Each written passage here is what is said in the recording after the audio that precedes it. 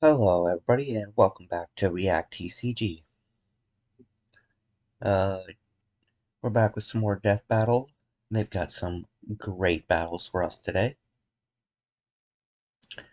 Once again, normally I watch these in order, but again we'll be saving one of them for the end.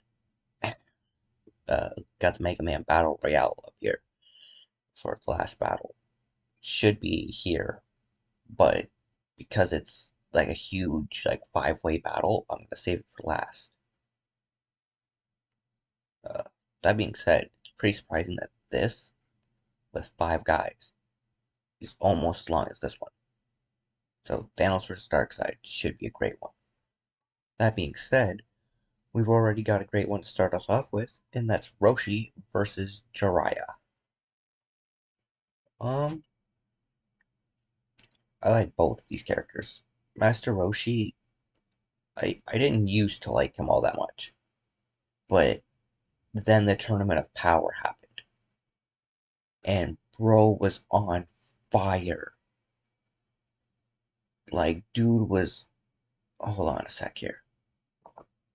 I'll fucking show you.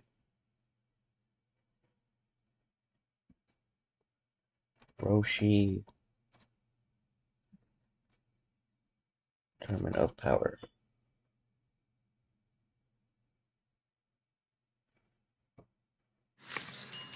Lily's Catering has a lot on their plate, but with Intuit QuickBooks, AI agents take stuff off it. Contract's done, chef. Oh, and new leads discovered. That's her secret sauce. So good. Outdo it with Intuit QuickBooks.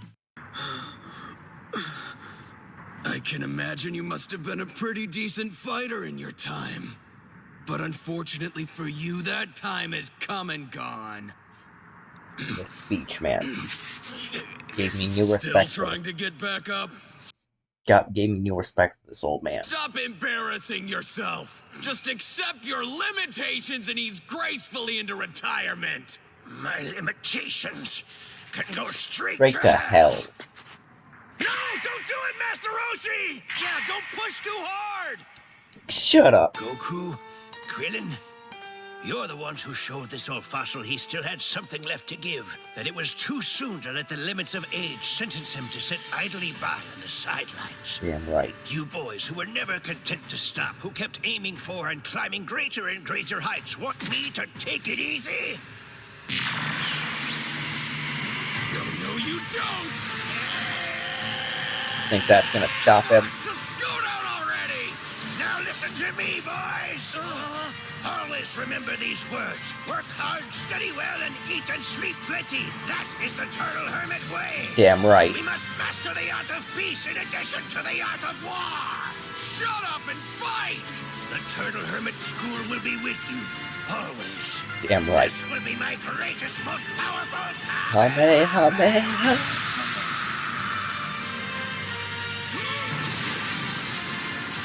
Fuck you, Birdman.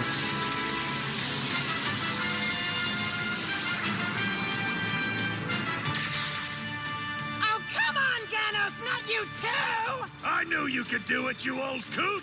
Hell yeah. That's no old coot, that's Master Roshi! And after that, I was 100% back on board with him. I mean, that was... You know what I mean? Like, I love moments like that. Which is, I'm getting to the next part, which is why I love Jiraiya so much. As well, is because he had that epic fight against Pain. I can't show that because that is way too long. It's like a whole episode. But, it was insane. Dude fought for his life, powered through pain. I can't even imagine. Just to send a message to Naruto. To make sure that everyone in the Hidden Leaf knew what was going on.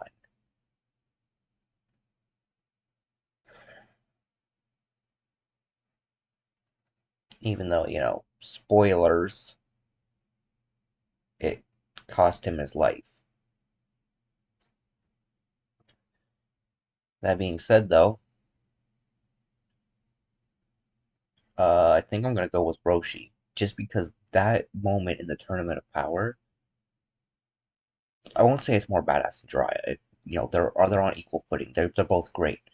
It's the fact that he was able to keep up with people who participated in the Tournament of Power, whereas Jiraiya ended up losing to Pain. Which, yeah, he's strong, but there are definitely stronger ninjas out there. I'm not saying that Roshi fought, the best of the best, but the stuff he did in the anime and in the manga, I know the manga is like not canon, it's the anime that's canon, I believe, and not the manga this time around.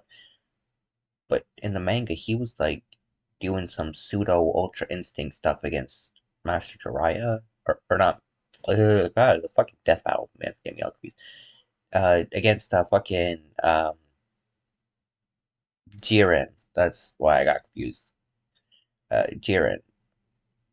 So he's pretty impressive, even if that isn't canon. They don't count that. So yeah, my vote's going to Master Roshi here.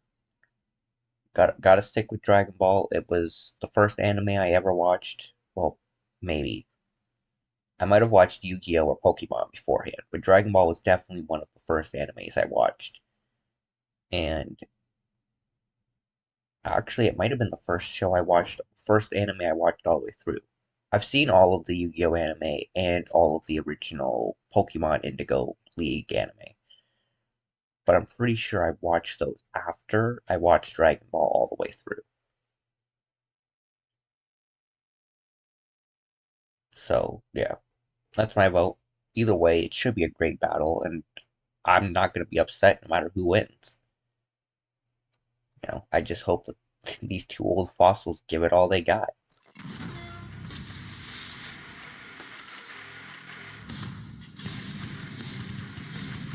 The finest warriors are never developed on their own. While some are simply molded by their enemies, the best usually seek the wisdom of a master. Who, for some reason, is a weird old pervert, like Roshi, turtle hermit and teacher to Dragon Ball's greatest hero. And Jiraiya, the Toad Sage and instructor to the most famous ninja of all. He's Wiz and I'm Boomstick. And it's our job to analyze their weapons, armor, and skills to find out who would win a death battle. Goku is, without a doubt, one of the greatest martial arts champions of all time. Well, yeah, he's good enough to rival gods, become a Super Saiyan, and even master Ultra Instinct. But he never would have achieved any of it without the guidance of Master Roshi. A martial artist who's so powerful, there's only one thing in the world that can stop him. Well, two things, really, if you get what I mean. Yesterday I saw a lady chose Ginger in a squad to her Galahad. I mean, they both can carry a party, but in the late... I know your game, old man. And I don't. Anyway, when he was a hip youngin', Roshi studied under the... So many good lines and shit from this. Alright, 5'5", 97 pounds, 354 years old, also known as the Turtle Hermit or Jackie Chun. For those of you who haven't seen the original Dragon Ball fucking anime, God, so many people watch Dragon Ball Z and just think that's the beginning of Goku's story. No, it's not. See this shit? This is the beginning of Goku's story when he's a little kid, motherfucker. Anyway, he's trained by Motito and Korin. Enjoys pizza, video games, and aerobic exercise videos. Fucking Roshi, man. There's literal porn and he's doing that, getting that shit. Didn't know about the pizza or video games, though. Dude's pretty cool for an old man. And his notable students are, of course, Krillin, the Ox King, Grandpa Gohan, and the main protagonist himself, Son Goku. Legendary Master Potato. Mutaito. And a kitty cat. These masters of ass whooping taught Roshi how to weaponize his own life energy, or ki. Similar to many real-life Chinese martial arts, Qi is a vital energy all living beings possess. The stronger and more focused you are, the greater your Qi becomes. Roshi can use his Qi to increase his power, pushing past his physical limits with a bunch of awesome techniques. He can fire explosive shots, go buff mode, stun foes with Thunder Shock Surprise, and even seal dangerous enemies away with the evil containment wave. It wasn't long until Roshi refined these techniques. If he lands the evil containment wave. If he misses, it just kills him. Still pretty useful. And created his own martial arts style, Turtle School. Creepy old man turtle school, creepy old man turtle school. Roshi and a half shell, he's a turtle man. No, it's not about beating people up as slow as you can like I first thought. Turtle School, or Kame style, includes everything from tricky pressure point combat to a phony drunken style, which, if you ask me, is just a missed opportunity to get wasted. By delivering milk up Key sensing and blasting, hypnosis, pressure points, drunken fist, thundershock surprise, evil containment wave, the Kamehameha, and of course his max power form. A mountain, plowing a field with bare hands, working construction with simple tools, and being chased by both sharks and bees, all while wearing a 50-pound shell, Roshi's martial art focuses on breaking the wall of humanity in every way. Except for one. Yeah, dude can't fly.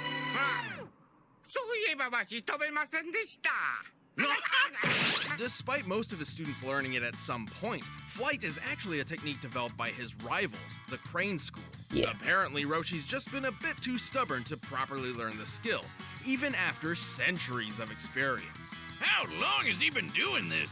Well, it's a little vague, but thanks to either a pet phoenix he accidentally...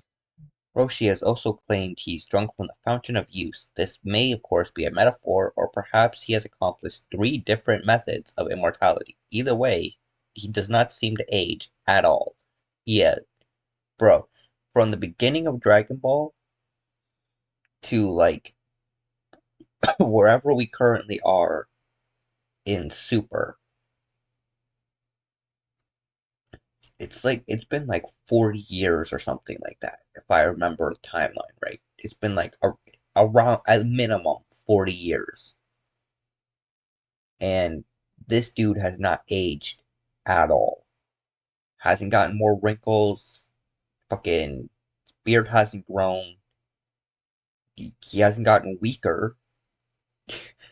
In fact, it seems like he's gotten stronger. Like, dude should be dead in the ground, but he's just fucking not. Been doing this.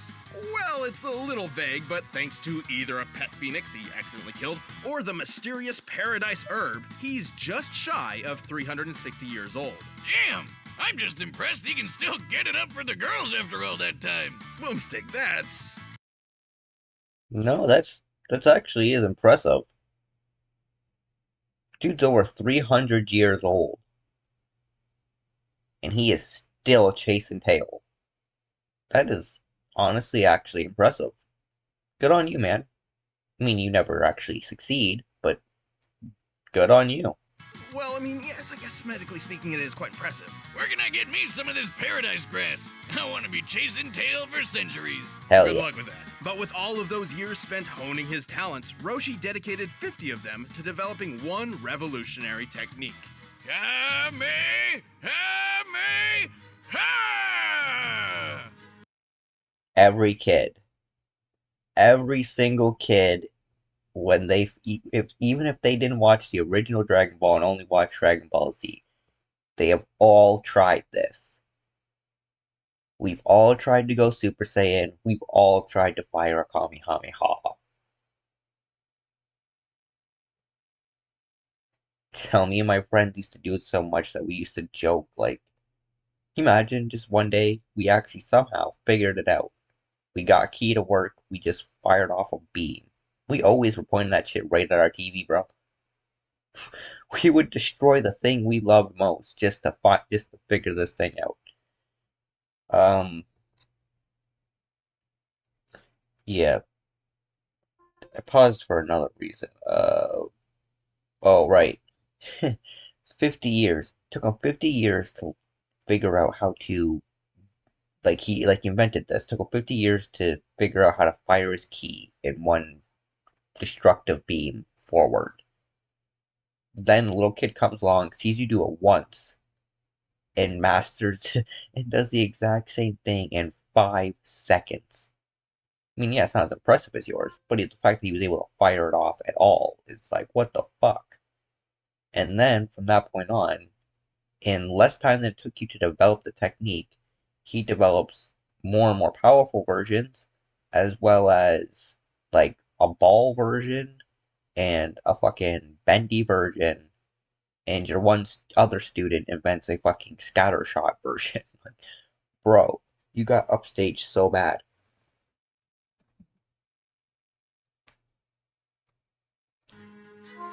Anyway. Ah! Gotcha.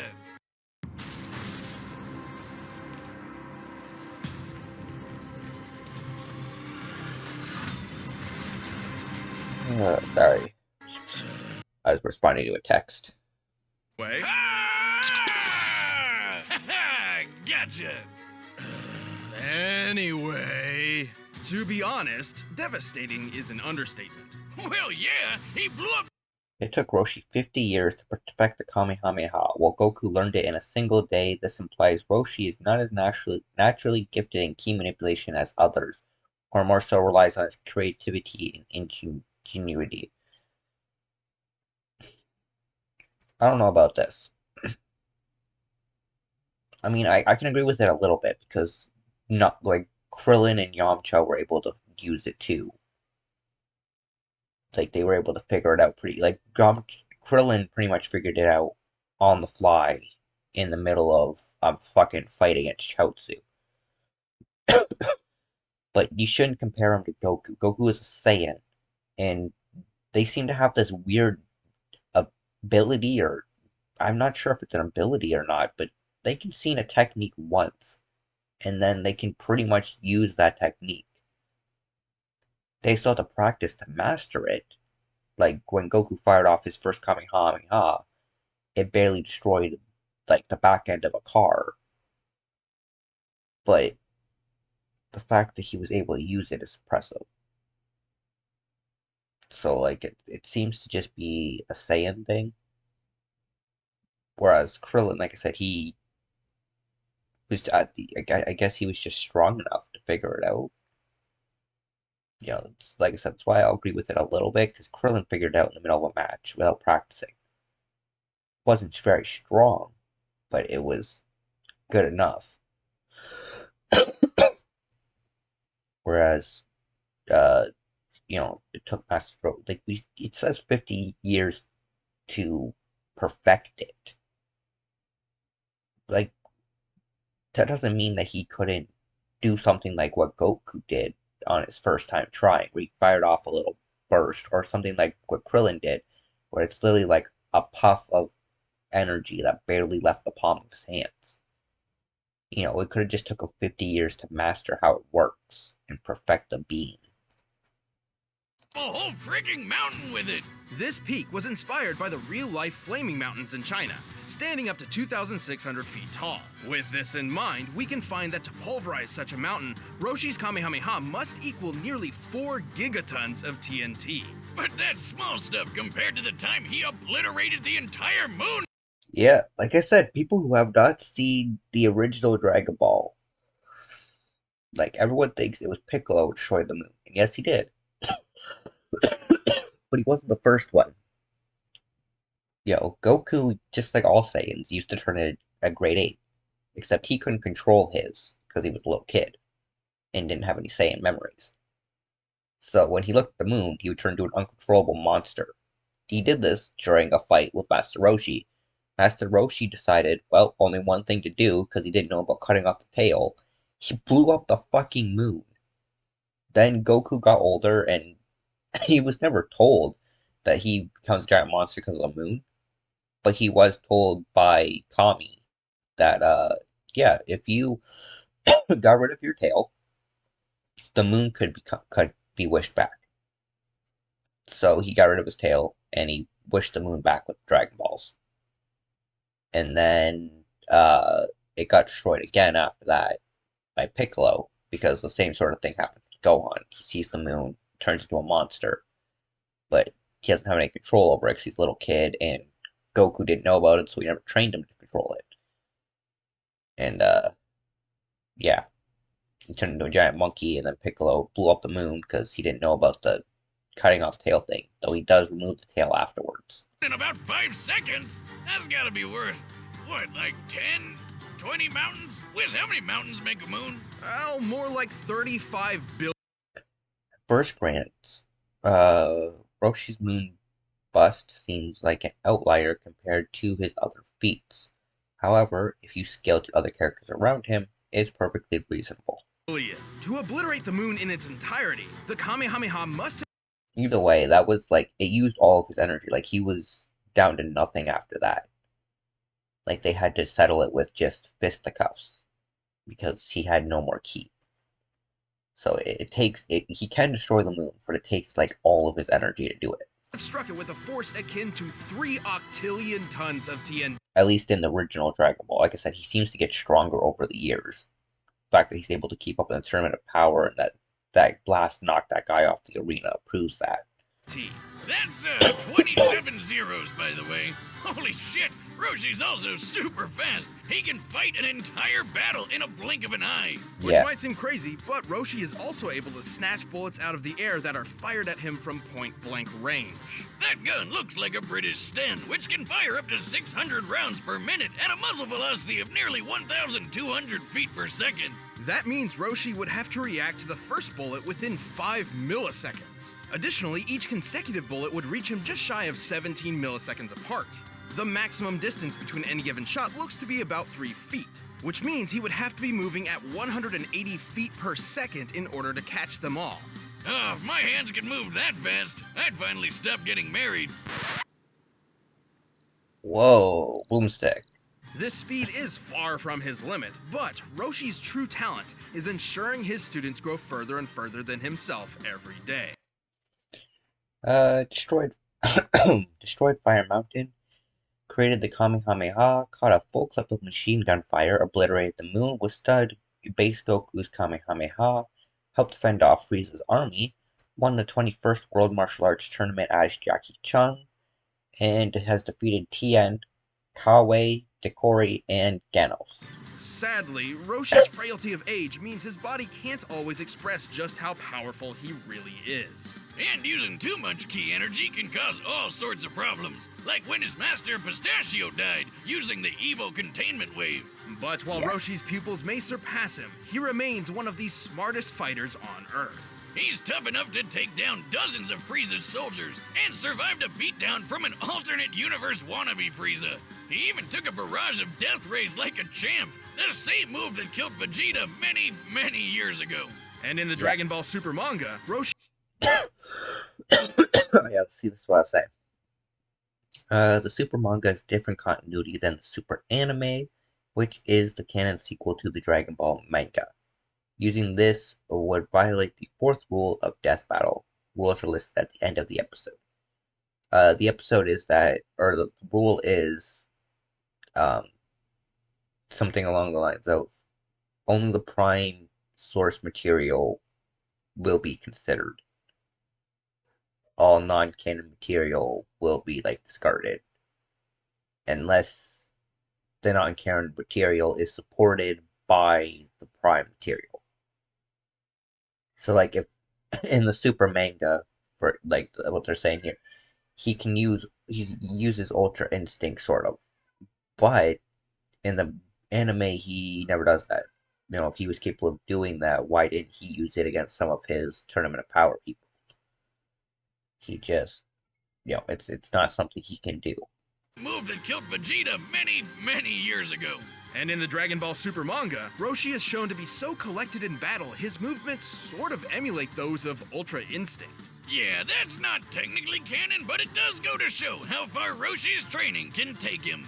And it's safe to say that this old, perverted, but genius of a man will never stop training.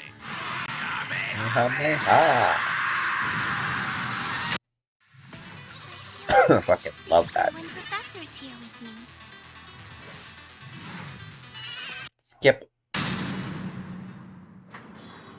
Among the ninja of the Hidden Leaf Village, few are quite as impressive as Naruto Uzumaki. Yeah, I know that's crazy, cause, you know, but not just anyone can fight aliens on the moon and become president of Hidden Valley Ranch. Naruto would become the Hidden Leaf's greatest champion and 7th Hokage. So But this stupid. would never have been possible without his training under the dynamic Toad Sage and legendary Sannin, Jiraiya the Gallant. Gallant, huh? Hey, Wiz, why do the most badass old dudes always turn out to be weird pervs? Well, don't let his crude demeanor fool you. Oh, don't worry about me, Wiz. This ain't my first trip to Secret Leaf Ninja Town. Nothing surprises me anymore. What the f? Bro!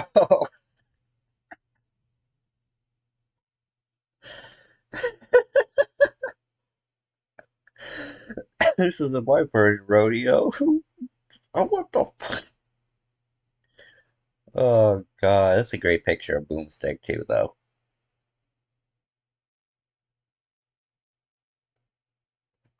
Goddamn.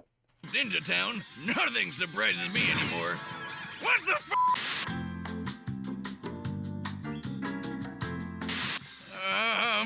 Anyway, Jiraiya originally learned the shinobi way from the third Hokage, who taught him how to use his chakra. 6'3", 193 pounds, 54 years old. Also known as the Toad Sage and Pervy Sage. Trained by Hirozen Sarutobi and Fukusaku. Enjoys alcohol, writing, and women. And his notable students include Nagato, Minato, which is Naruto's dad, for those of you who do not know. And of course, the legendary fucking container, I guess, for the fucking nine-tailed fox, Naruto. To do ninja magic. Similar to Ki, chakra is a form of life energy. In Hindu and Buddhist theologies, chakras are, in simplistic terms, gates within the human body, which can be embraced to achieve enlightenment. However, in the world of Naruto, chakra is used to perform amazing ninja techniques called jutsus. Gesundheit. Thank you. Like most ninja, Jiraiya learned about 4 types of jutsus. Taijutsu, or hand-to-hand combat, ninjutsu, harnessing chakra as elemental weapons and tools, genjutsu, which covers illusion and mental manipulation, and senjutsu, a method of utilizing naturally occurring... Okay, see, that's where I'm gonna stop you. He said, like most ninja, right? Thank you. Like most ninja, Jiraiya learned about 4 types of jutsu. No, most ninja learn about 3 types of jutsu. Taijutsu, hand-to-hand combat, ninjutsu, which are the crazy shit they do with chakra, and genjutsu, which are illusions you perform using your chakra. Only a few rare people learn about senjutsu, because that's what allows Naruto and Jiraiya to go into their sage modes. Not everyone is capable of doing sage modes or using senjutsu, if I remember right. It's a special thing. Taijutsu, or hand-to-hand combat, ninjutsu, and senjutsu, a method of utilizing naturally occurring energy as an extension of one's self. Jiraiya mastered as many styles as he could, and even learned one of the greatest ninjutsu attacks out there, the Rasengan. With this... Yep, invented by Naruto's dad. The Rasengan, also capable of being the Big Ball Rasengan or the spiraling serial spears. He knows fire style jutsus, including the fire release dragon fire technique and the fire release flame bullet technique. He knows frog kata, the substitution jutsu, the transformation jutsu, and the shadow clone technique. He gathers his chakra into a spinning orb of death modeled off the ultra-destructive tailed beast bomb. And that thing can wipe out a whole village all at once. And on the weird side, he can sharpen his twisted sister mate. Hair Needle Senbon, Needle Hell, Wild Lion's Mane technique, and Needle Jizo. Earth Release, Swamp of the Underworld, Barrier Canopy Method Formation, and Turn into a Frog technique. Into a shield like a porcupine and fire the hairs out like a needle gun. Possessing a keen and mischievous mind, Jiraiya spent plenty of time developing brand new techniques, such as the invisibility jutsu, which you'd think would be perfect for stealth or assassination missions, but he actually developed it specifically for Research. Where else is a self-respecting writer supposed to get his, inspiration Inspiration. from? Clearly, Jiraiya sometimes took his tinkering a bit too far. On one such occasion, he accidentally teleported himself to a mystical land full of giant talking toads. Wiz, you sure jutsu isn't just like another name for crack? After befriending the toads, Jiraiya trained under the sage Fukasaku. Where he learned a bunch of fire release techniques, like the toad oil bullet and flame bullet attacks. Now that's one impressive loogie. Jiraiya entered a pact with the toads, learning their ways and summoning them to the field of battle, as his own talents relied on trickery. His summons, he's got Gamabunta, Gamaken, Fukasaku, and Shima. Other Mount Mabuko toads. I probably butchered that. I suck at Japanese stuff. Don't fucking judge me. Actually do in the comments if you want. I don't care. Interact with the video. Summoning Crushing Toad Stomach, Summoning Toad Mouth Bind, and Summoning Toad Shop Technique.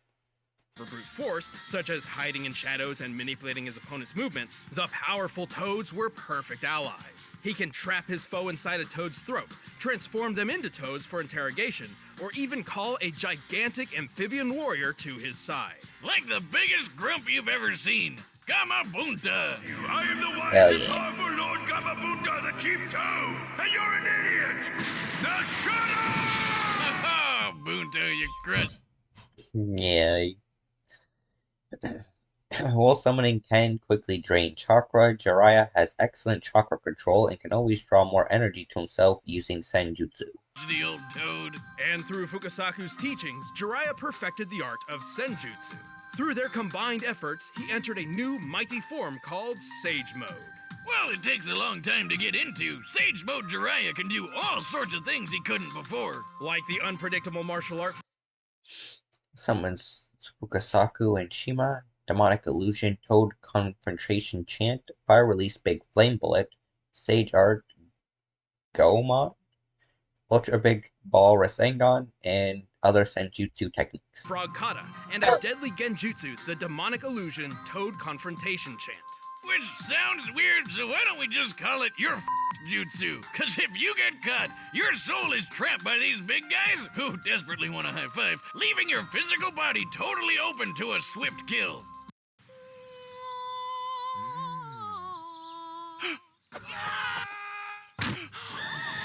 Fucking weird ass. Sage Mode also enhances Jiraiya's other abilities, turning his normal Rasengan into the unstoppable Big Ball Rasengan, which, according to the official data books, is strong enough to carve away a mountain. Wiz, he's way more than just a mountain smasher.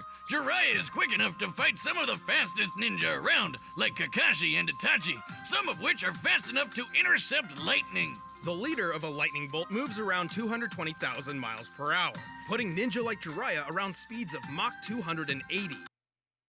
Knocked around Ashura's Path Giant Ox, 5 tailed Naruto and Hanzo, completed 138 S-rank missions and 614 A-rank missions, recovered perfectly from a snapped ribs, both arms being broken and several organs being ruptured, defeated Orochimaru, Itachi, Kisame, and 3 Paths of Pain, which, so impressive.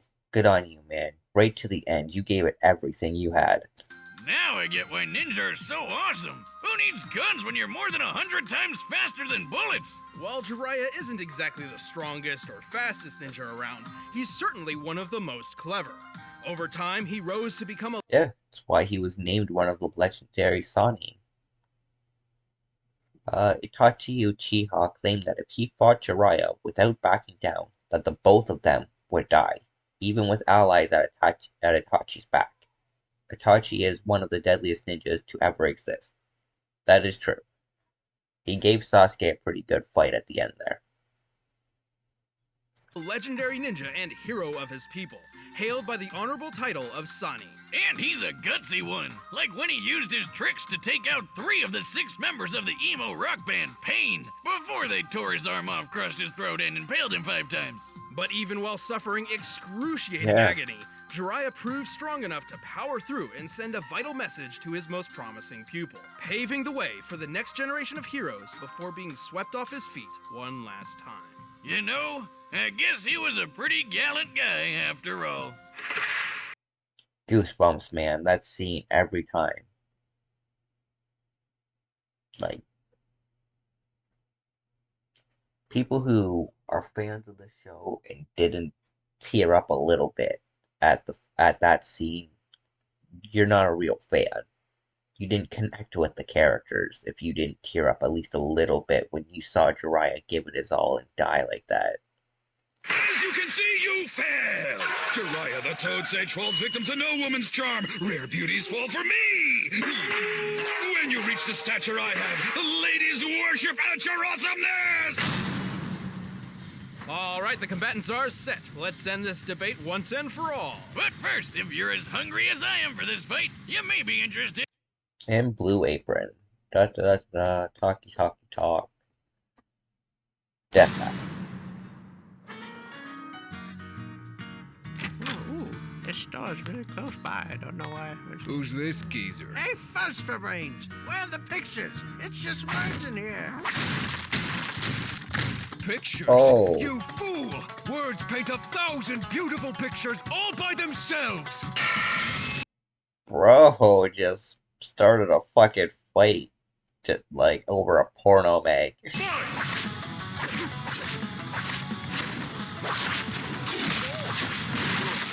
Geez, don't take it personally. Not like you wrote the damn thing. But I did.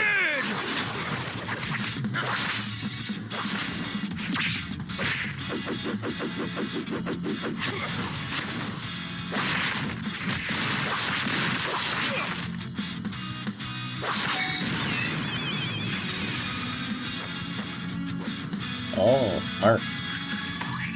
The heck is this? You're stuck now, Baldy. Shouldn't have gone there.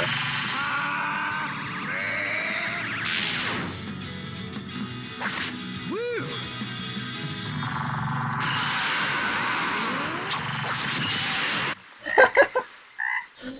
Bro. Hold on, just fully covered like, oh shit, I'm fucked.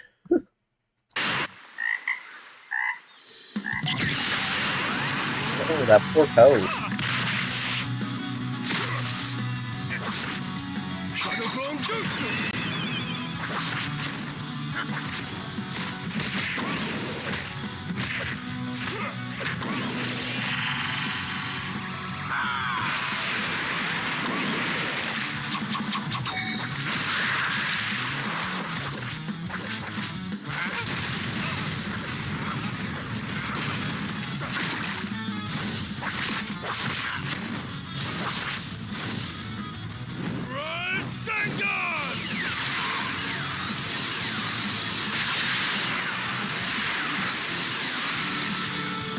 Nice.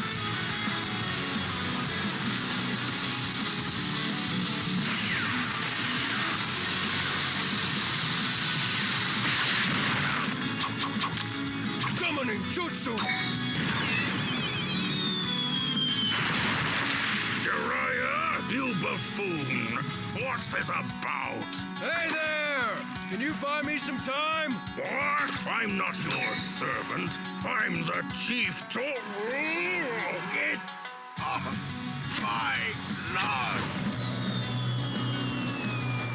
Water style! Liquid bullet! He's a quick one.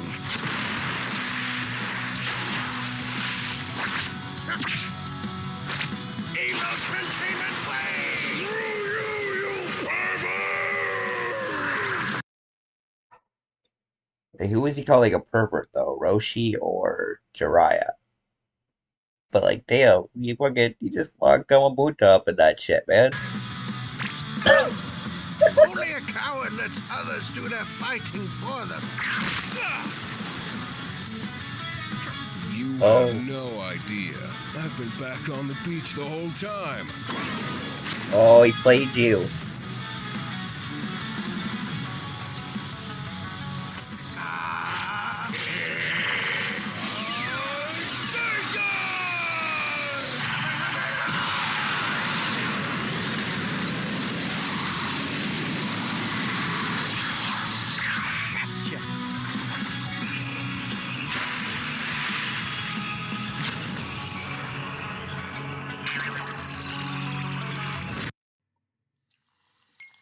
can clean your teeth, but what about the rest of your mouth? Yes, we're toothbrushes, not mouth brushes. Listerine works with brushing to reduce plaque and reaches your whole mouth to deliver 5 times more cleaning power. Listerine. Wash your mouth. Come on. Great ideas can come from anywhere. With Wix. You old fool. I can't believe you fell for that. Let's end this.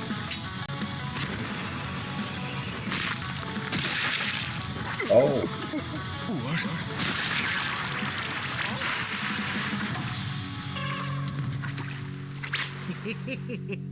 What the fuck? Talk about a whole new way to win! Jiraiya was certainly one of the most powerful warriors of his own world, but there's no question that Roshi's sheer might outclassed him. One guy can break a mountain, the other can break a moon, so that was pretty obvious. The speed comparison wasn't quite so clear-cut, though. While his unseen battle with Krillin was incredibly quick, Roshi's never personally shown speeds as fast as the lightning feats Jiraiya scaled to. But he did hold his own in the Tournament of Power against Planet and Galaxy Busters. Also, in Oh, that's so sad. Jesus. While Roshi regularly drains his own energy, Jiraiya can draw more from his surroundings with Senjutsu. However, the instability of Sage Mode and Roshi's enormous power make it unlikely that Jiraiya's chakra reserves could reliably surpass Roshi's ki reserves. did hold his own in the Tournament of Power against Planet and Galaxy Busters. Also, in Goku's training right after Korin's, he actually had to dodge lightning. Roshi's own training didn't stop after chasing the kitty around, and neither did his kitty chasing. So, scaled to Goku's progress, it makes sense that he'd be able to match Jiraiya's speed, and probably even surpass it. Still, it would be reasonable to believe Jiraiya could... Jiraiya has some moves which could possibly defeat Roshi instantly, such as his turning into a frog technique. However, these abilities are far and few between, and require special circumstances, and or are too ill-defined to base an entire victory argument around them. Roshi's speed and cleverness could also counter many of these techniques. use his tactical talent to outsmart and outlast Roshi. Except Roshi's a smart fighter too. Not only does he have way more experience thanks to his super age, but he's got an eye for traps in sticky situations, like when he figured out the illusion powers of the talisman fighter Derkori. And remember, it took only 15 seconds for Roshi's powers of the talisman fighter Derkori. And remember, it took only 15 seconds for Roshi's Kamehameha to reach the moon. Given the moon's distance of over 200,000 miles from the surface of the Earth, this means the beam must have traveled. Roshi has more at his disposal than just his muscles and energy blasts. His hypnosis, mind reading, and pressure points provide plenty of options to counter Jiraiya's own esoteric abilities. Traveled over 57 million miles per hour, more than 260 times faster than lightning. There was no way Jiraiya could avoid Roshi's trademark move for very long. Sure, Jiraiya might be a crafty ninja, but all that doesn't boil down to much more than tricks against someone like Roshi. Roshi was simply faster, stronger, and had way more experience. And that's why Jiraiya croaked when Roshi beat him to the punch. The winner is Master Roshi.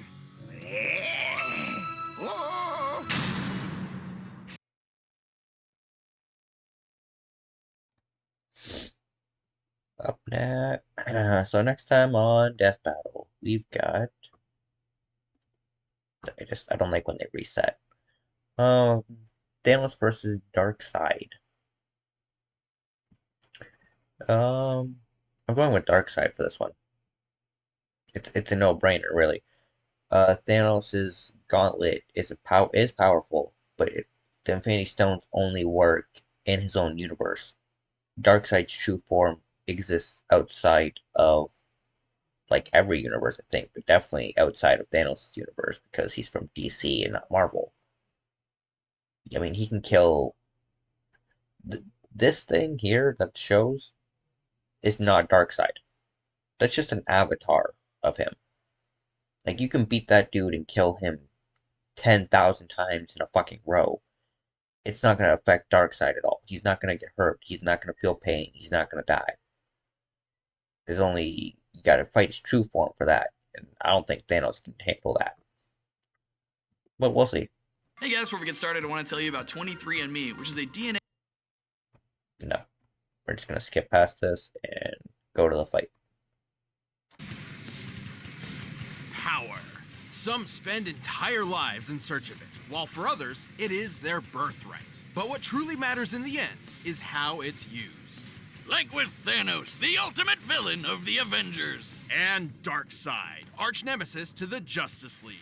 He's Wiz and I'm Boomstick. And it's our job to analyze their weapons, armor, and skills to find out who would win a death battle.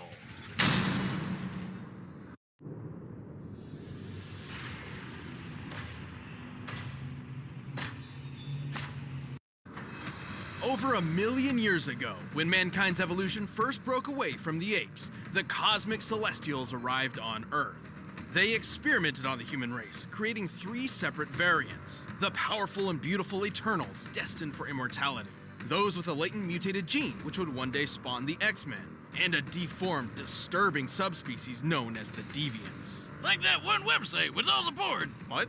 Anyway, the Eternals eventually colonized the moons of Saturn thanks to this science wizard named Mentor, whose collar's like the lampshade I put on my dog to make him stop licking his junk. Charming. But while the Eternals seemed like a perfect people, Mentor's own son would change this forever and force the cosmos to its knees. His name was Thanos. You were a fool to betray me, Ronan. Prepare to meet your doom.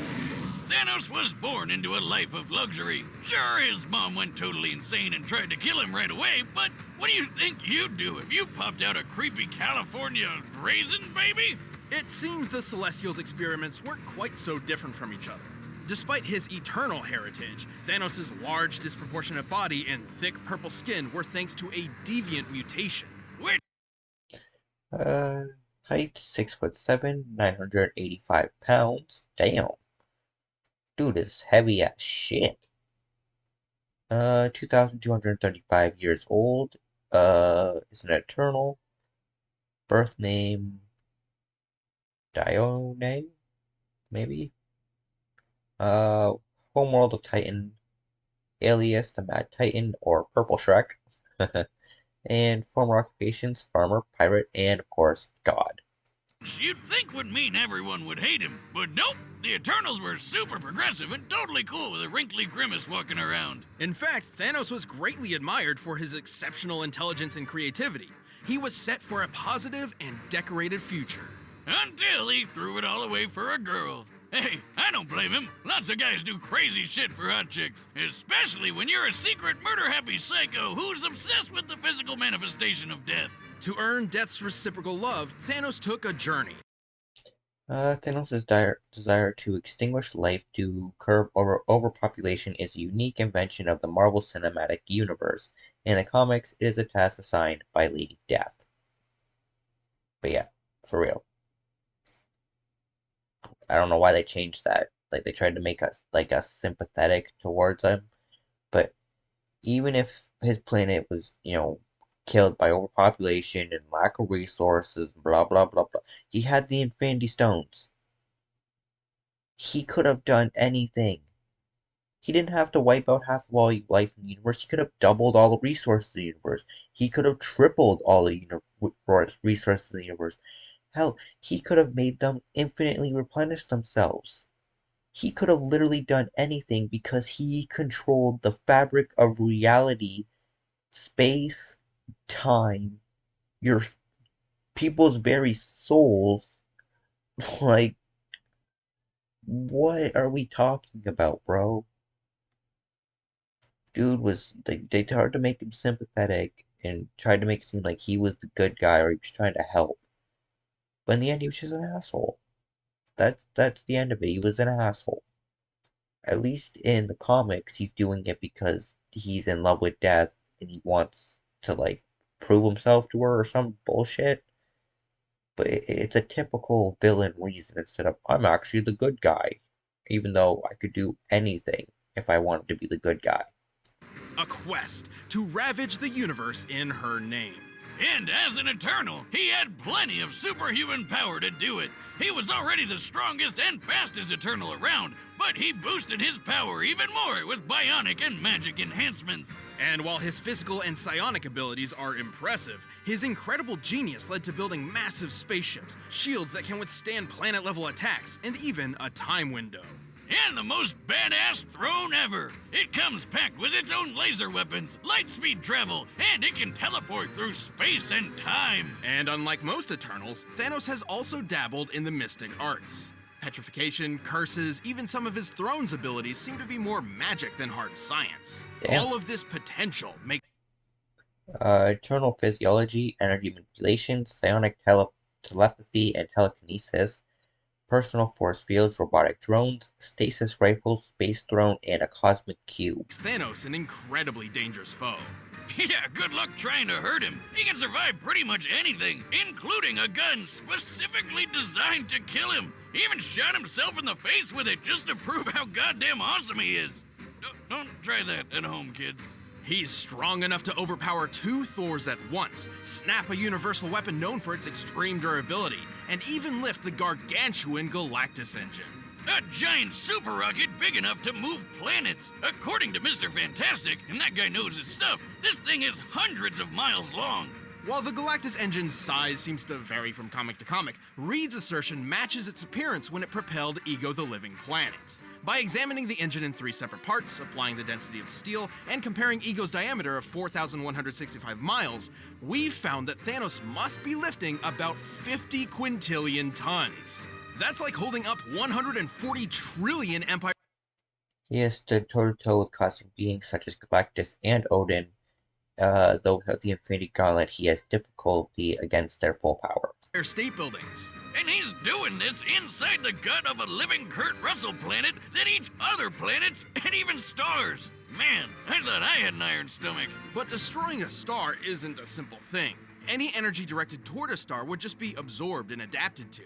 Only by completely nullifying a star's constant energy output can it be eliminated. So Ego's stomach acid must be deadlier than freaking supernovas or a black hole. He'd probably love Mama Boomstick's world-famous ghost pepper pie. Ugh. It's fine, just dip it in some squirrel paste. Surviving the stomach of Ego isn't so far-fetched. Black hole Thanos survived had an event horizon of 2 light years before collapsing on him. This would release its total mass energy, a total of 274 septillion tons of TNT. That's enough power to destroy an entire galaxy. For Thanos, considering he's also survived a dip in a black hole, extreme reality warping across the metaverse, and the voice of Black Bolt. What's so special about this guy, you ask? Well, with just a whisper, he obliterated 1 billion tons of rock. Survived a black hole, withstood Odin's power, broke the Cosmo Rod, lifted the Galactus engine, powered through the Nexus of Reality, punched a planet so hard that it exploded, outsmarted the Grandmaster, enslaved 12 cosmic beings, and killed half the universe's population. This guy can easily break a planet with just one shout, and Thanos took 3 of them to the face. Although Thanos isn't known for being a speedster character, he's still quick enough to battle the likes of Silver Surfer, a being who can cover 500,000 light years in just a couple of seconds, putting him over 3 trillion times faster than light. With so many impressive showings, it's hard to truly find a weakness. Except for one. Oh, God damn it. He's back. Thank you. Glad to be here. It's me, Deadpool, slayer of Deathstrokes, befriender of ponies, and breaker of mad titan hearts. I'm like Casanova, the ravenous reaper can't get enough of me, and Thanos just hates that. Ooh. Well, Thanos did curse him so he couldn't die and be with her. I know, right? He's a big purple crybaby. Have you seen that chin, though? It's like he got hit in the face with a slap chop. Don't you have like a party in Ponytown to be at? Ah, come on, buddy. You can't have a death battle season without Deadpool, right? We did. The last one. Nobody counts that one. I mean, that's a year you pit a dog in a trench coat against a goddamn bear. What did you think would happen? Yeah. Whatever. I know I'm not wanted. See you next year. DP out. Oh, good riddance.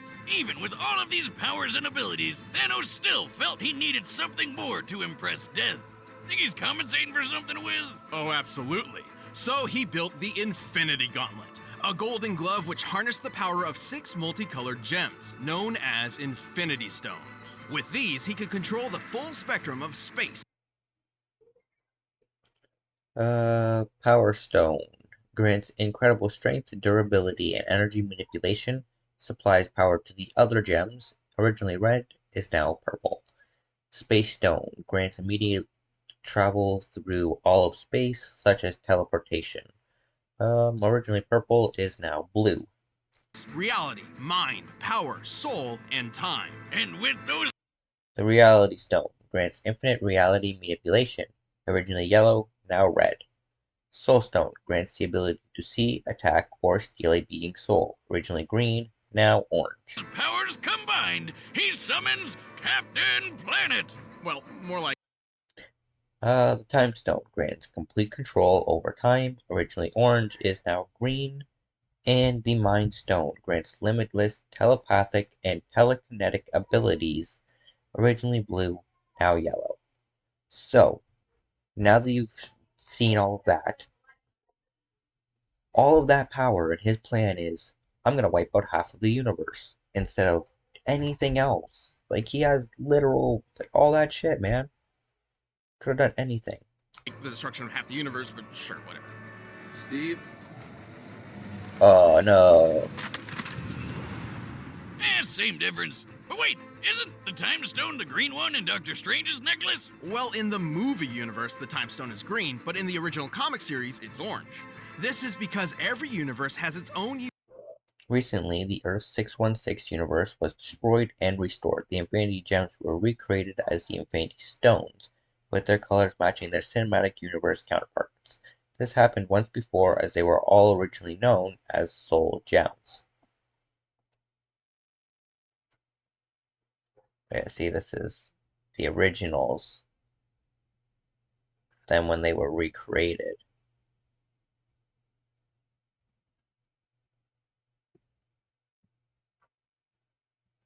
And then this is what happened to them in one universe.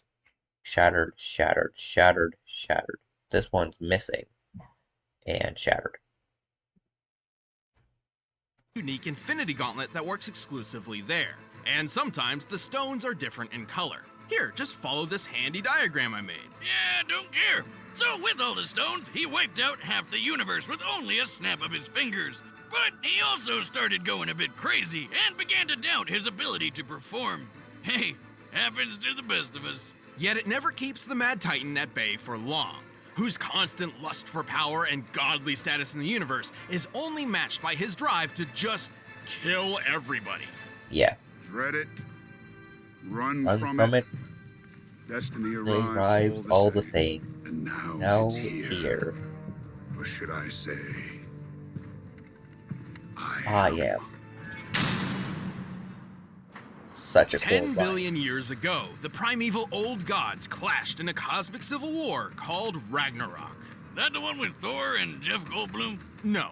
Yes, kind of.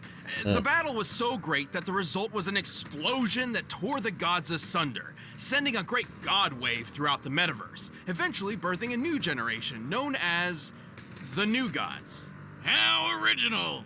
Well, some of these include Alpine Space Skier, Fancy Pants Shakespeare, and this cyborg spider Humpty Dumpty. Half of these guys ended up on a beautiful paradise world called New Genesis, while the rest got stuck on an actual fireball called Apocalypse. With a K. With a K. Among these damned souls was Prince Euxis, second in line to the throne behind his older brother Drax.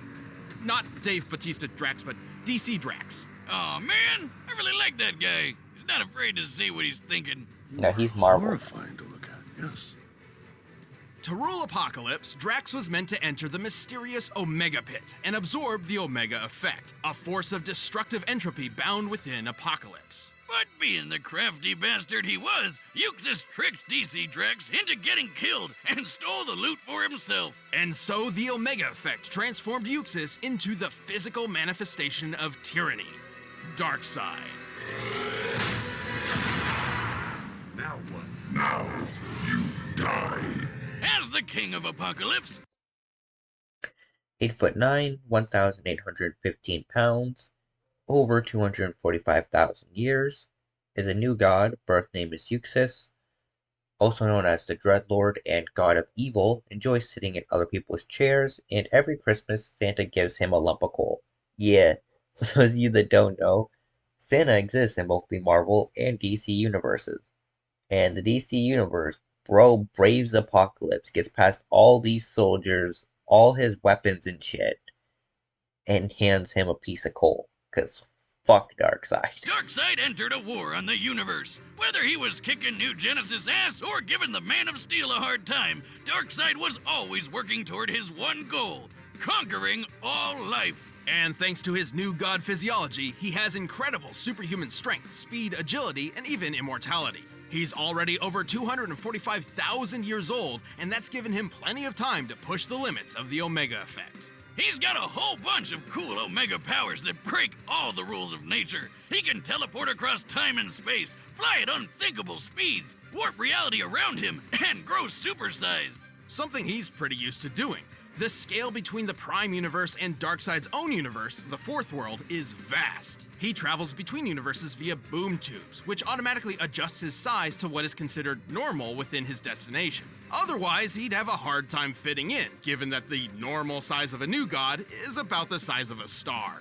Oh yeah, I've had that kind of trouble with my boomstick tube. He can use various psionic powers like telekinesis and telepathy, and can easily manipulate sentient beings thanks to a cosmic awareness of the multiverse powered by 18 divine senses. You know, I bet he never forgets where he leaves his keys. Like a space-age necromancer, Darkseid can possess living or deceased beings, controlling them like puppets. He can even control basic inanimate objects, just like the Nomad of Nowhere. Holy shit! The fuck? Wiz, never thought I'd say this, but I might have had too much to drink. But Darkseid's deadliest technique New god physiology, Omega effect, cosmic awareness, telepathy, telekinesis, teleportation, matter manipulation, cryokinesis, chronokinesis, energy manipulation, size alteration, Omega beams, cause vaporation, resurrection, power disabling, multi-target tracking, and Omega sanction. And he doesn't need a fucking gauntlet to do all this shit. is his signature Omega beams. These burning lasers of hatred are capable of instant sharp turns and tracking multiple targets at once. This is you. Wait, no, this is you. And you want to conquer the world of Dimension. Neither one of them are me, because this game doesn't play anything like what you show, because this game is always fake as bullshit. They're splitting up. They can do that? They're locked on us.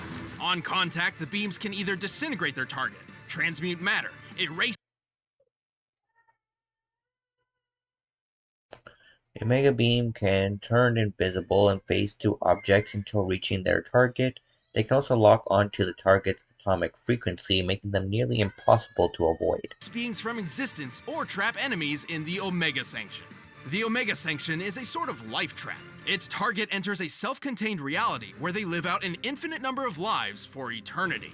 Oh, that doesn't sound so bad. I'd just do a Bill Murray and use all those lives to learn piano or save a dog or...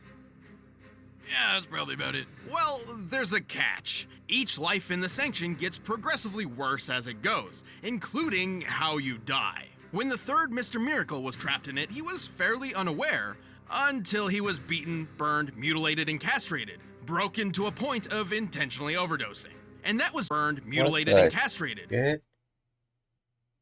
Hold on. He was fairly unaware until he was beaten. Some fucking people. Yeah, beat him. Lit him on fire. Burned, mutilated, and...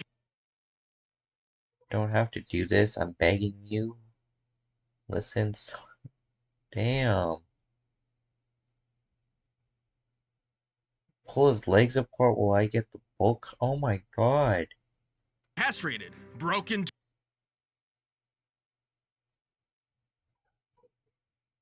You down for this party over at my sister's place? What the fuck?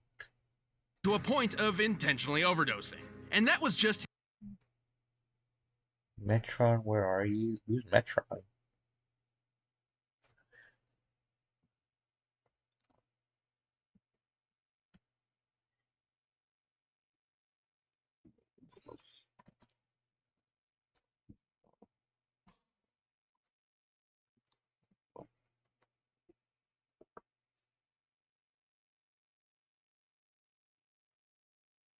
Okay, another member of the New Gods. Okay.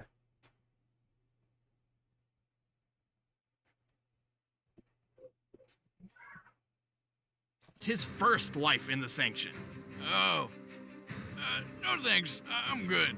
To overpower the multiverse, Darkseid would face some pretty steep competition.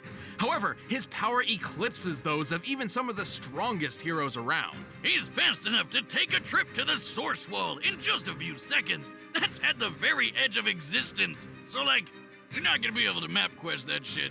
The edge of the observable universe is about 45 billion light years away, and scientists hypothesize the actual scale is over 100 sextillion times greater. It took a whole year for the legendary Helm of Nabu to make this journey. But for Darkseid, all of 5 seconds. To pull this off, he'd have to be moving over 87 duodecillion times the speed of light. Which is totally a real number that I understand. But if he's super big in Fourth World, wouldn't he have an easier time getting to the edge? We're factoring the scaling across his universe as a whole. Besides, technically the Fourth World is 4 billion years older than our own universe, so the distance to the edge is probably even further. He's so quick, he can choke out. Survived a bomb designed to rip apart existence, flew to the Source Wall in seconds, destroyed a planet with his Omega beams, crushed a Green Lantern ring. His own death collapsed reality, outsmarted the omniscient Source, beat both pre- and post-crisis Superman, and has defeated Wonder Woman, Orion, and Time Trapper.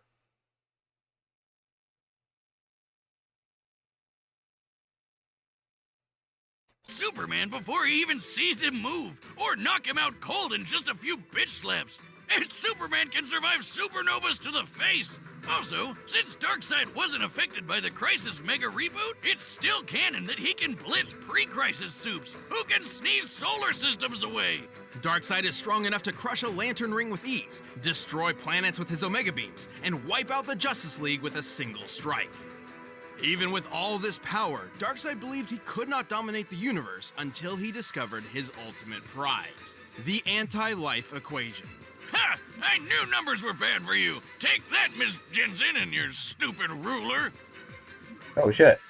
The anti-life is technically an entity of its own, a fragmented piece of the source from which all life originates. However, Darkseid discovered a formula which essentially manipulates the anti-life's presence in all living things, in a manner which definitively proves that all freedom and hope are meaningless efforts. So it's math that just makes you sad. Yes. And a slave to Darkseid, but yes. So the anti-life is pretty weird, but you know what's even more so? The Darkseid that you think you know isn't actually Darkseid. Yeah. Say what now? He became the very essence of tyranny itself. This non-corporeal god rests in the higher plane of Fourth World and molds avatars of his consciousness to interact with the multiverse around him. While each avatar is weaker than his true. The New Gods have been referred to as self-aware ideas, and their avatar bodies are made primarily of energy.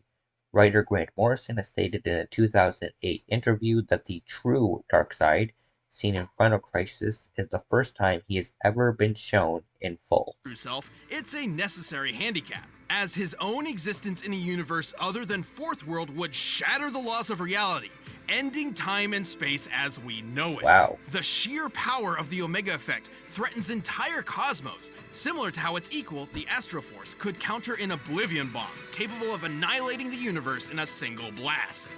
Holy shit! His avatar may lose some power, but it's still tough enough to survive a bomb Lex Luthor design. Avatar may lose. The Oblivion bomb feed is consistent as the entire Omega effect absorbed into Batman was capable of destroying the universe. Darkseid has defeated the universe warping Time Trapper and also pre-Crisis Superman, who is capable of surviving the Big Bang.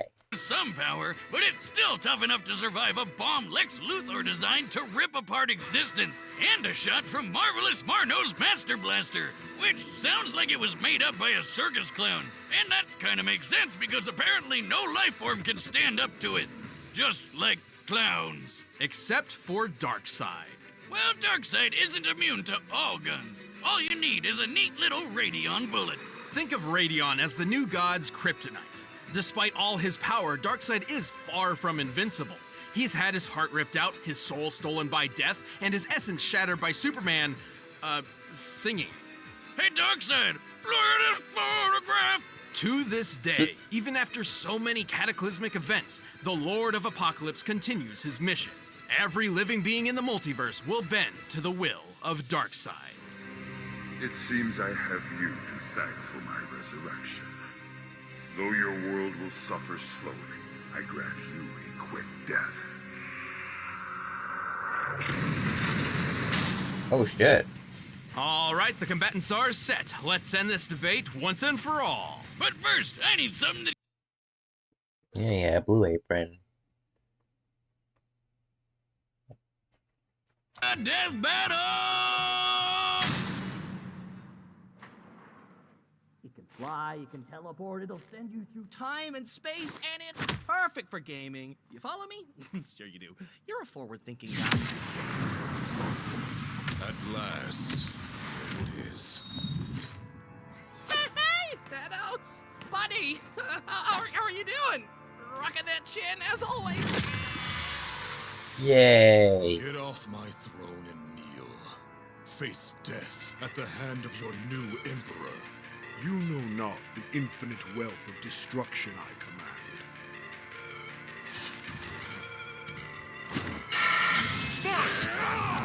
Supreme Emperor, I'm galactic, swiping away your tactics, crushing you under my feet, realizing nothing to me, turn the dust to power, let's punch it and feet, let's go with it, I change reality when I'm thinking, to the brink of the soul, I own it all on my feet, I'm the king of the universe, now I'm not Dare strike me, put a stop to beg you now, for the sweet release of gas.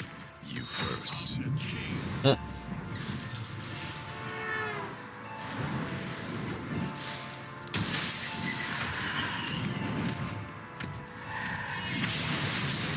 Battle for the universe, let's get striking to the power and the force of the mightiest. I'm good too.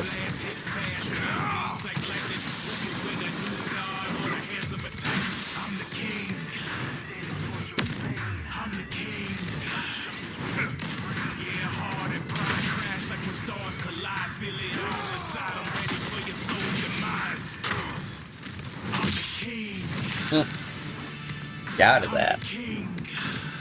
Oh shit, it's the Thanos chopper. I'm the king. Let's get it on. I'm here. Don't give me love, just feel. Since I made my commit as the universe in my will, my power's making you deal. You ain't ready to roll. I got Death's phone number and I'm making a call. I'll walk through portals, step on the borders of time and space. You're never stopping this. Oh, Earth is fucked, right? Planets in the slaves better give me respect. I bring sparks and death down. Nigga, mega effect. Settle your debt. Live to get to the throne. I never regret. Heads roll when I step in. Give me your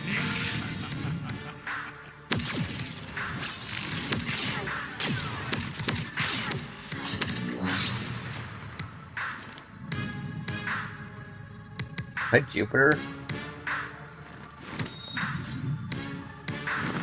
Oh well, fuck Jupiter.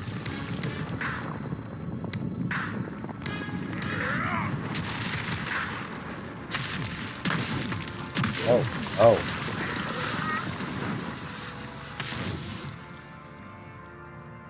I am Thanos. Thanos is supreme. Thanos is God. And there goes our sun. So, our whole solar system is destroyed.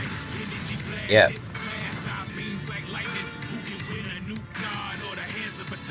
I'm the king. I'm the king. Yeah, hard and pride crash like when stars collide. Feel it all inside. Ready for your soul's demise. I'm the king.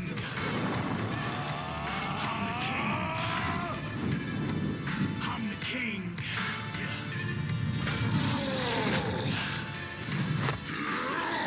Side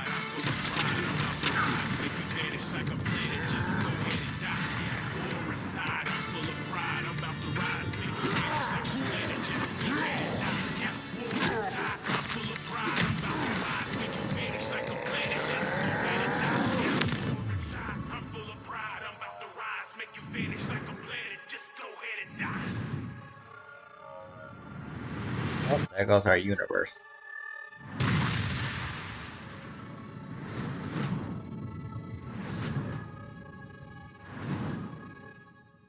Yeah, they destroyed our universe and then like re-fucking formed it with a big bang. That was crazy.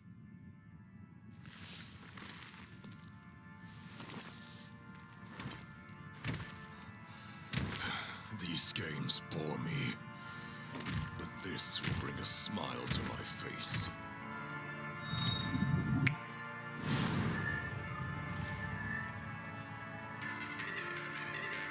It'll have to wait. Yeah. Coward! Who are you? Who are you? I'll show you.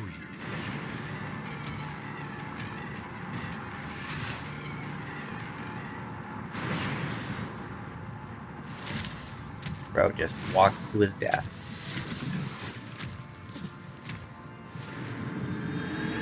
This is who I am. Yeah, you're not in your universe. Your reality is far from my own. You have no power I am Thanos. I am all things. This is who I am. Yeah, but it's not enough.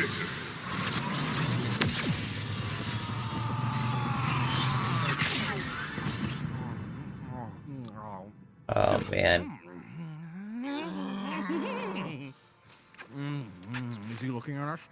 Oh my god, it's Deadpool with a gun!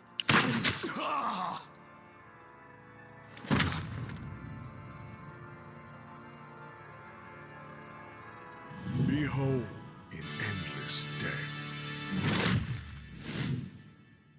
So you watching any anime? Yesterday I saw a lady Fucking chose Deadpool. Ginger in a squad to her gala hat. I mean, they both can carry a party, but in the late KO! Oh, man! That's the worst way he could have gone out, because now he's gonna be dying over and over and over. Thanos was an incredible foe, especially while wielding the Infinity Gauntlet. Unfortunately, the gauntlet had a fatal flaw. Yeah, that golden glove only works in its own universe, and Darkseid could easily move the fight to new ones with his boomstick tubes. Universe hopping is kind of his thing. The Reed Richards of the Interdimensional Council of Reeds figured. Damn, there's some crazy Reed Richards there. Like, what's up with these two? The Unity Stones are tied to their own universe, while the Space Stones' travel powers are limitless in its own multidimensional reality, cannot travel through or into others. This out. Its three founding members, Reed, Reed, and Reed, each Reed, possessed Reed, Reed. Infinity Gauntlets, but discovered that they couldn't work outside of their own universes. The gauntlet had no problem making Darkseid's avatar not feel so good. But since Darkseid's true form was always in the Fourth World universe, Thanos couldn't actually finish him off with the gauntlet. While the Mind Stone or the Soul Stone could potentially reduce Darkseid's true nature, the Gauntlet's power still could not reach his true form. Also, in a Marvel DC crossover event that is technically canon, Darkseid acquired the Infinity Gauntlet and learned of its limitations outside of its own reality. Even if this fight took place in entirely neutral territory, the victor wouldn't change. Thanos' gauntlet wouldn't work, and true Darkseid's presence would actually just destroy everything just by being there. But he didn't just lose because of the gauntlet. He really couldn't keep up with the space golem. Even going toe-to-toe with a being as fast as Silver Surfer was nothing While the Silver Surfer has traveled across the universe, he used a wormhole to cover much of it, implying he cannot reach the speeds equivalent to Darkseid without such a shortcut. compared to when Darkseid took a trip to the edge of existence. This puts Darkseid almost 28 octillion times faster than Thanos. And his Omega effect scales to the Astro Force, which could equal the Oblivion Bomb's universe-destroying blast. This means the The total mass energy of a universe is around 40 septillion foe, with one foe being equivalent to the energy of a supernova, meaning this is about 3.5 decillion times greater than Thanos' black hole durability feat. So 40 septillion supernovas is the total mass energy of the universe, apparently. Or around there, anyway. That's pretty crazy. Mega Effect and Infinity Gauntlet were both pretty even in terms of destructive ability, but unlike Thanos, Darkseid can use his Omega powers whenever and wherever he wants. Once he lost the gauntlet, Thanos could certainly survive Star. While it is questionable if Darkseid could ever remove Thanos from his home universe, Darkseid is an expert manipulator. As the battle would otherwise be a stalemate, it is likely Darkseid could eventually exploit Thanos' pride, self-doubt, and madness to convince him to follow him. Level attacks, and even greater. But universal destruction is definitely a bit more than his purple eternal hide could handle. And even after that, Darkseid had plenty of ways to end the fight whenever he wanted, like the Omega Sanction. Thanos was super powerful, but Darkseid was just faster, stronger, and even more ruthless. And if you think about it, Thanos needed the Infinity Gauntlet to become a god, but Darkseid already was one. Thanos just couldn't Run the gauntlet! Oh, you son of a bitch! The winner is Darkseid. He stole Boomstick's pun. What the shit, Deadpool? Alright, next time on Death Battle. We've got, Aquaman versus Namor. Alright, now, I will be the first one to make fun of Aquaman all day. Bro's powers seem pretty much useless. But it's mostly because of the fucking Super Friends TV show that he got that reputation. Alright? In the comics, he does do some pretty impressive things. He is considered a pretty impressive hero, which is why he is one of the founding members of the Justice League. Namor, I feel like, is just a crazy guy. Like, he comes up to the surface, and then he dries out, and he becomes crazy, and starts yelling imperious wrecks at people. Like, I think Aquaman is going to prove that he is the true king of Atlantis and ruler of the seas here. First things first, skip 23andMe. Alright, here we go. You know the phrase, there's plenty of fish in the sea? Yeah, real obvious, but it turns out there's a bunch of superheroes down there too. I don't think you understand what that phrase means. Like Aquaman, the king of Atlantis. And Namor, the first mutant and also king of Atlantis. He's Wiz and I'm Boomstick. And it's our job to analyze their weapons, armor, and skills to find out who would win a death battle. I don't get mermaids. I mean, they're kinda hot, but they're fish people. And then when you meet them, all they want to do is try to kill you. I guess Tom Curry got to be one of the lucky ones, if you know what I mean. After a chance meeting, Tom was left to father Arthur, the son of a mysterious woman of the sea. Though she thinks she was knocked up by a fish Jesus wizard, it's not important. Comics are weird. Regardless, Arthur learned to hone his... I say it pretty much every time we encounter a comic guy. Comics are weird, man. Full name, Arthur Curry, 6'1", 325 pounds. Dude. I mean, I guess he's a king. I was gonna say, why be a superhero? Go play football, but he is a king. He's got other shit to do. Aliases are Orin and Water Wraith, raised on land. Once had a hook for a hand, is founding Justice League member, and is the king of Atlantis. Aquatic powers from a very young age. When Arthur was just 2 years old, poor Tom thought he had drowned when he was actually just playing with some fish while breathing underwater. Tom trained Arthur to master his powers, until eventually his mother showed up with a heavy dose of truth. Arthur was the rightful king of the underwater city, Atlantis. I wish there were more stories about parents coming back. In real life, too.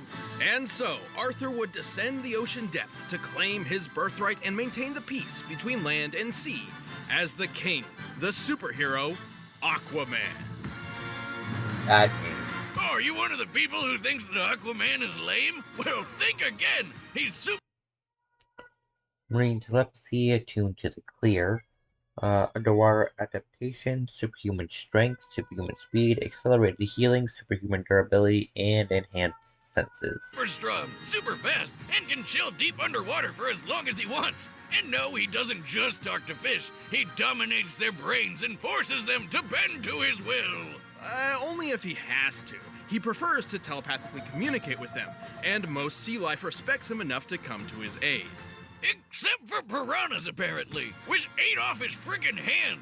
I know you're a hardcore badass, but make those fish bow to your kingly kingship, damn it! Not to worry, after a few gaudy hooks and a magic water hand, he got better. Arthur controls sea life by tapping into a worldwide phenomenon called the Clear. Kinda like the Force from Star Wars, but... The Clear, also known as the Blue, is one of many elemental forces in the universe. For example, poison ivy and swamp thing are connected to plant life via the green. And then there's also Solomon Grundy, who is connected to the gray, which is like death, basically. And Vixen, maybe Beast Boy? Vixen for sure. Connected to the red, which is all animal life, like land animals. Just in the ocean. Through the Clear, creatures he controls increase in strength. But... a worldwide phenomenon called the Clear. Kinda like the Force from Star Wars, but just in the ocean. Through the Clear, creatures he controls increase in strength. Some even become capable of breaking Green Lantern constructs. Also, Arthur's powers are not limited to just aquamarine life. He telepathically communicates with all sorts of animals and can even tap into the human mind. Wait, you're telling me he can mess with my brain too? Oh, get my hat whiz, the shiny one. Well, he has difficulty dominating more intelligent life. His octopus friend Topo is one such example of a being he cannot forcibly control. What's so impressive about that little guy? Oh, yeah, got it. And for humanoids, the most Aquaman can generally do is cause a headache or maybe a seizure. That doesn't make me feel much better. But while Aquaman has plenty of power on his own, he also draws from the mystical might of his most iconic weapon. The legendary Trident of Poseidon! And also the Trident of Neptune. Wait, isn't that the same god? Aren't they the same thing? Well, kind of. They both can control water, summon storms, create force fields, and unleash lightning. That one can teleport. Awesome. Come on, do it. Disney World. You have to be in water. You think beer will work? Maybe. Jocelyn, get the kiddie pool and the keg. I'm going to Disney World. With added flight, hydrokinesis. Bro. Alright, Trident of Neptune gives him hydrokinesis, weather control, lightning blast, transmutation, and invisibility. And the Trident of Poseidon also gives him hydrokinesis, but can create fog, force fields, conjure ice, also control the weather, has aquatic teleportation, capable of granting flight, and can create water elementals. Earth manipulation, and more. Aquaman's trident was a perfect symbol to prove himself a mighty king. Literally, he's strong enough to push around oceanic plates, throw a submarine around with water magic, and lift this giant cruise ship. This ship appears big enough to compare to the world's largest cruise liner, the Symphony of the Seas, which weighs an incredible 228,000 tons. He's fast enough to keep up with Wonder Lifted a 228,000 and 21 gigaton cruise ship, pushed tectonic plates, caused an eruption by hitting a volcano, blocked the dead king's scepter, swam to the four corners of the ocean in minutes, matched Wonder Woman in a fight, commanded Plankton to eat a man's brain. What the fuck? De-evolved a shark, the shark, with telepathy, and has defeated Black Manta, Hercules, and Ocean Master. Woman, and swim around the whole planet in just an afternoon. Oh, and he even fought the ancient dead king of Atlantis, Atlan. This guy was so strong, he sank Atlantis centuries ago with one blow from his scepter, and Aquaman held back a repeat of the same attack with his bare hands. While there's no official size for DC's Atlantis, it is officially considered a continent. Therefore, it has to have a greater landmass than Greenland, the largest island in the world. This means Atlantis must consist of more than 836,000 square miles. To sink or destroy it, Atlan must have been outputting potential energy averaging more than 155 trillion tons of TNT. Goddamn. Everyone's always making fun of Aquaman, but he's pretty badass. Well, he does have one rather lame weakness. He's essentially fueled by water. If he's away from water for too long, he'll start to dry out, lose his powers, and eventually die. He lives under the sea, he wears yellow, and he's absorbent? Whiz! I figured it out! Oh! No! He's not SpongeBob. Moving on. Well, Aqua King has found some ways to work around the water problem. He can hydrate himself with blood. God damn, that's hardcore. Even with his flaws, Aquaman is always pushing forward to protect his people.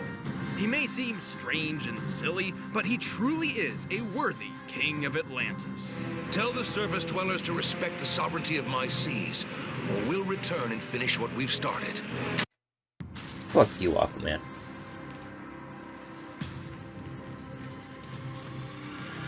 Yep. We all know this story. A wayward sailor meets a mermaid princess, and they fall in love. Except this time, the fish people got to be wedding crashers and dragged the princess back to her secret home of Atlantis. Her dad was pretty pissed, but he got even more pissed when he found out that Daddy's girl had already been knocked up and popped out a brand new kind of superhero. Namor, the Submariner. Lord Namor of Atlantis is the prince of the deep. Unlike those strangely similar aquatic superhero DC would create 2 years later, Namor would grow up among his fellow. Full name, Namor Mackenzie. Height, 6'2", weight, 278 pounds. Also known as the Submariner, and Imperious Rex. Oh, so that's why he shouts that. Alpha level of mutant. Really? He's alpha level? That's below Omega level, right? Like, just below? Damn. Raised in Atlantis and is the king of Atlantis. Atlanteans from the start.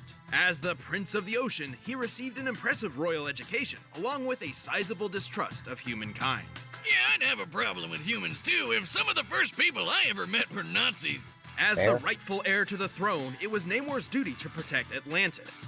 And with his mixed heritage, he had plenty of unique abilities to do so. He's got superhuman strength, speed, and durability. He can store water in his body and shoot it out of his pores like a human sprinkler, which is gross.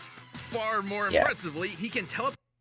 Underwater adaptation, aquatic telepathy, marine life mimicry, superhuman strength, superhuman speed, aquatic healing, radiation absorption, and flight. Telepathically communicate with all types of marine life, including other Atlanteans, and can persuade them to follow his commands. Whether it be a squadron of armored sharks or a giant killer whale, the creatures of the sea follow the first mutant's lead. Did you say mutant? Yes, technically Namor is a three-way hybrid of human, Atlantean. While Namor is called the first mutant, he is not chronologically the original mutant. Rather, he is the first mutant character that Marvel ever introduced. And mutant genes. Unlike other Atlanteans, he possesses the mutant power of flight. Oh, is that why he's got those tiny little wings on his feet? I always thought those were like little rudders. Nope, he flies with them. Wow. Ow. That is dumb. Namor can also mimic the abilities of marine life, sensing lateral lines like fish or absorbing and discharging shocks like an electric eel. And for even more power, he wields his legendary trident. Alright, how many tridents does this guy have? Let me guess, 4? Just one, the Trident of Neptune. But I thought the other guy had a trident of Neptune. Oh! I think I just figured out why Aquaman had 2 different tridents. There you go. Well, this trident's got a bunch of cool magic.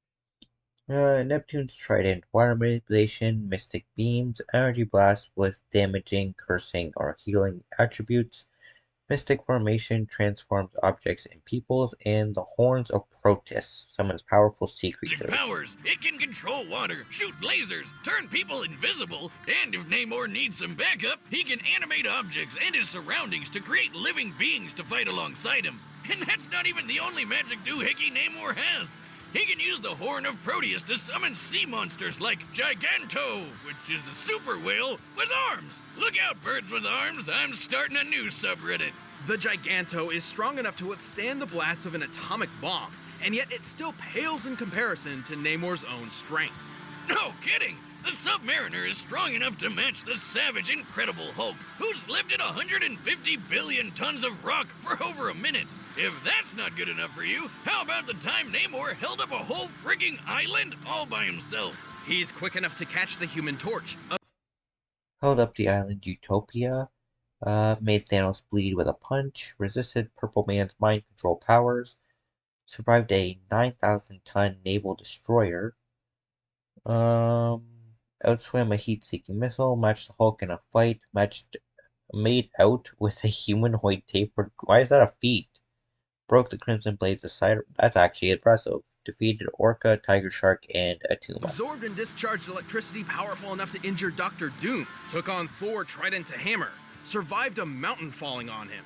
And even resisted the mind control powers of the Purple Man. See, Boomstick, in the grand scheme of things, little winged feet aren't so bad when you could have been called Purple Man. All right, Namor is pretty awesome for an elf in a Speedo. Excuse me? This is not a Speedo, Jimmy, okay? These are my panties from Atlantis. Too bad he gets a bit, unstable if he's out of the water for too long. True. Yeah. Namor's had a strange history of shifting personalities, sometimes even playing the part of villain. Apparently, his bouts of anger stem from a strange bipolar defect brought on by oxygen imbalance, which, last I checked, isn't quite how bipolar disorder works. No, Wiz, I have the same kind of problem. I get super evil and grumpy when I haven't had a beer in at least 24 hours. 24? 12, 6, 2. Screw you. Boomstick, that's a chemical dependency. Ah, just like my personal hero, Bane. You're missing the point. Oh, you think the point is your ally, but you merely adopted the point. I was born in it, molded. How about that point? At the end of the day, as long as there is water in his veins, the Avenging Sun is a heroic king of his people and a terrifying opponent. Know that I am Namor, ruler of the kingdom of Atlantis. Your time in the sun is over. All right, the combatants are set, and we've run the data through all possibilities. But first, I wonder if Blue Apron has any fish on the menu this week.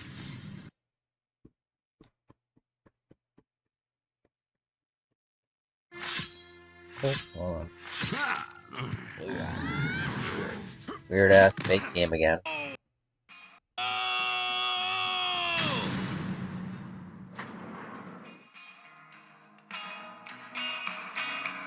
Look out below! Peasant! You dare splash the Prince of Blood? Plenty of space around the pool, Spock.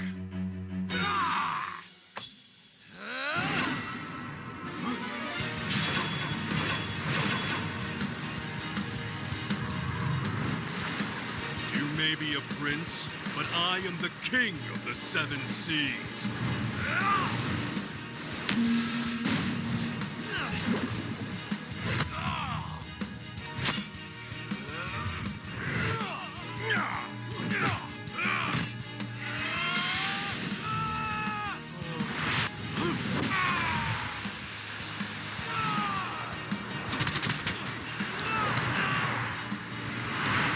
Damn.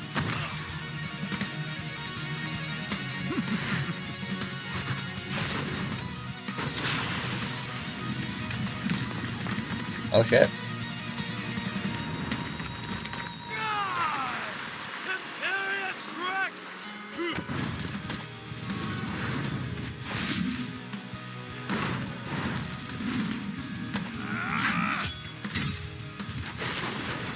I will not submit!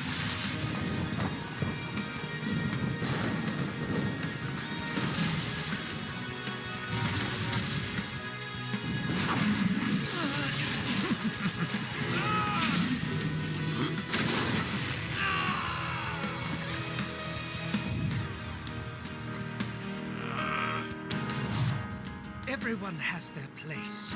That's just how things are. You should understand yours. He does. I told you, he's the You are king. such a terrific dumbass.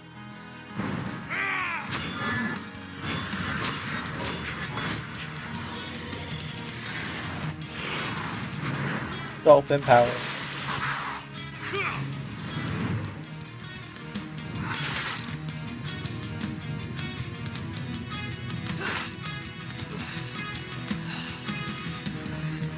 Let's see whose power truly controls the sea, shall we?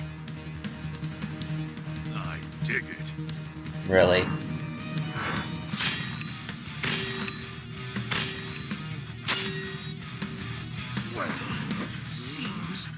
evenly matched. Or maybe I've been saving another trick. Nice. No! You control me? Impossible! Clearly it's not. Have at 'em, boys!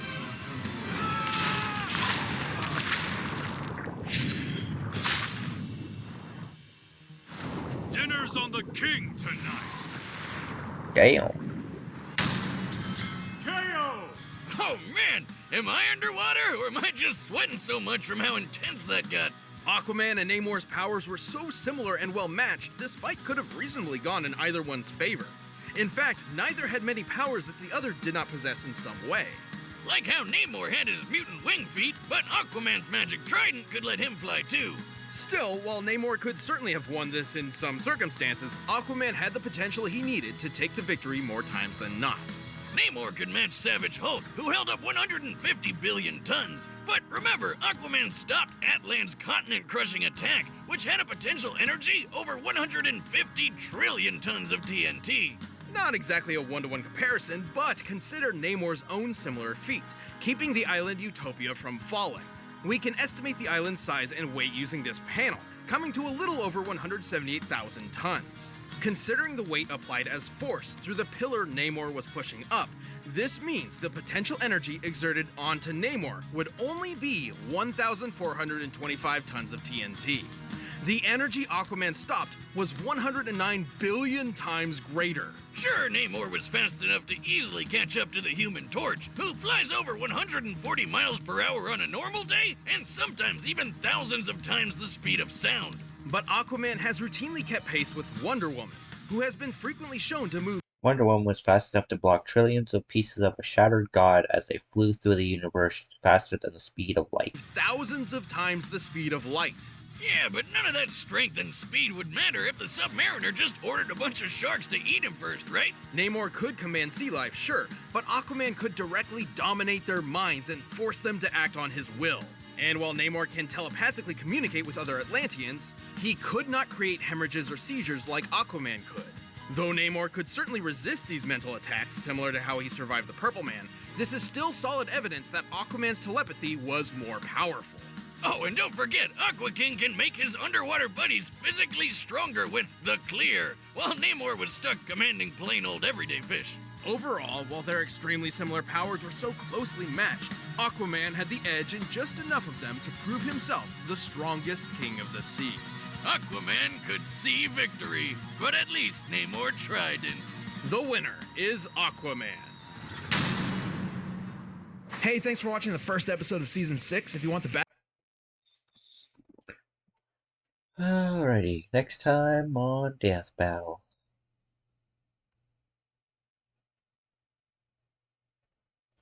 Black Widow versus Widowmaker.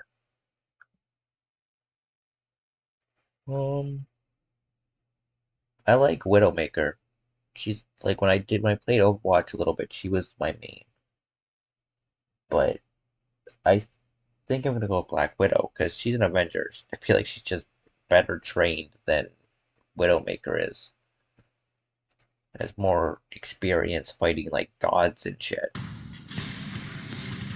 Some people are born to be heroes or villains, but many are thrust upon these roles with very little regard, and must simply make the best of their new, stressful life. Like Black Widow, the covert enemy turned ally of the Avengers. And Widowmaker, the deadly but unwitting adversary of Overwatch.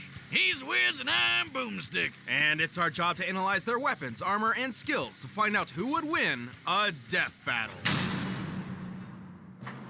Natalia Romanov, more commonly known as the anglicized Natasha Romanoff, is one of the more curious members of the legendary Avengers. Yeah, unlike most of them, she doesn't have any ridiculous superpowers, and she even started out as a bad guy.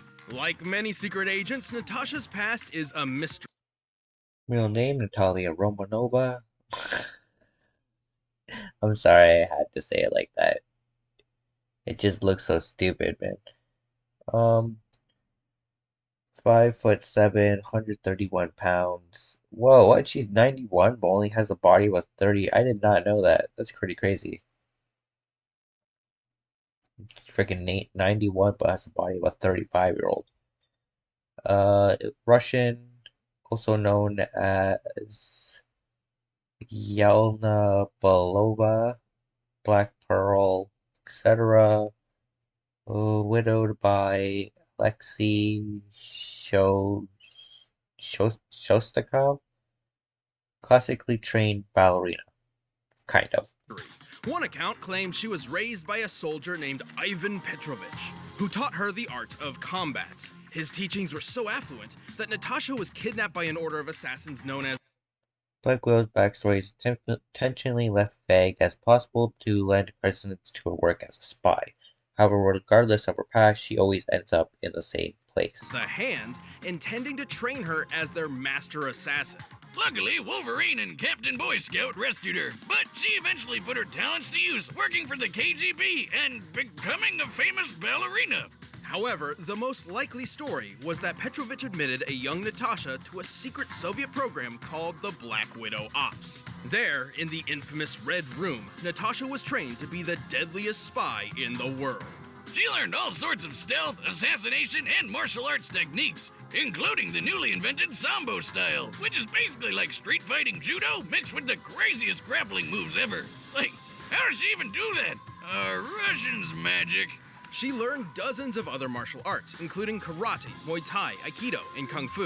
And she's mastered all sorts of weaponry, becoming an expert marksman. Damn, sign me up for the Spider Ops. Don't get the wrong idea. The Red Room was brutal. Natasha was brainwashed, literally programmed with false memories, which included her days as a ballerina. She was even forced to duel other members to the death. Crazy to think about considering how much went into each one's training, but all the more to transform her into the ultimate stone-cold spy, codenamed Black Widow. Yeah, sometimes that's what you gotta do if you wanna be a winner. When I was a kid, Mama Boomstick trained me and some friends to eat over 60 hot dogs in 10 minutes. I was the only one who survived. That's... wow. You should see it coming out. Well, while Natasha was plenty deadly on her own, she got one more gift from the Red Room. A super soldier serum. Because at the time, everyone and their dog was trying to make the next Captain America. But she wound up with the knockoff dollar store version, because the Nazis decided to kill the only person in the world who knew how to make it.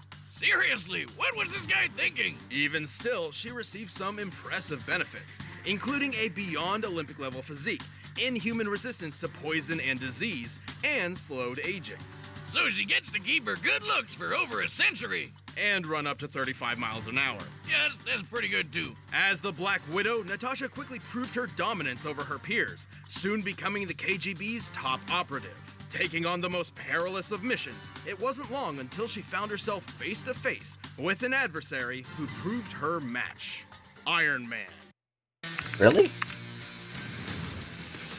I am just a humble servant of her grace. Hey, when it takes a super suit with enough munition to wipe out a whole city to stop you, you know you're pretty good at what you do. To destroy Iron Man and his team of Avengers, Black Widow recruited Hawkeye and attempted to sway him to the dark side. But to her surprise, the exact opposite happened. Yeah, it turns out Hawkeye is so goddamn handsome that he literally love-struck the brainwashing out of her. And so, Black Widow betrayed her country and became an ally of the Avengers. And while keeping up with the likes of Iron Man and Thor is no easy feat, she held her own not just with her amazing talents, but also her plethora of gear and gadgets. Where does she keep them all in that bodysuit? It's like super tight. I mean, not that I'm complaining or anything, but the logistics are baffling. Well, not only is her suit composed of an abnormally durable Kevlar, she has several gadgets hidden within her gauntlets. The Widow's line is a retractable grappling hook that lets her swing like Spider-Man. Cartridges of tear gas pellets and explosives serve obvious purposes. And then there's the Widow's Bite. What, like a spider bite? And how's that supposed to... Wow! That was pretty shocking, Wiz. You broke your glasses, idiot. I don't know, I shouldn't see this coming. Even without the KGB, Black Widow remains... Gauntlets. Widow line. Widow's Bite. Fires electric bolts. 30,000 volts per shot. 20-foot range. Widow's Kiss. Aerosol instant knockout drug. Up to 20 hours of not, okay. Explosive tear gas, radio transmitter, spy suit, synthetic stretch fabric, temperature and bullet resistant. Just trying to think of what Widowmaker's got, but I don't think.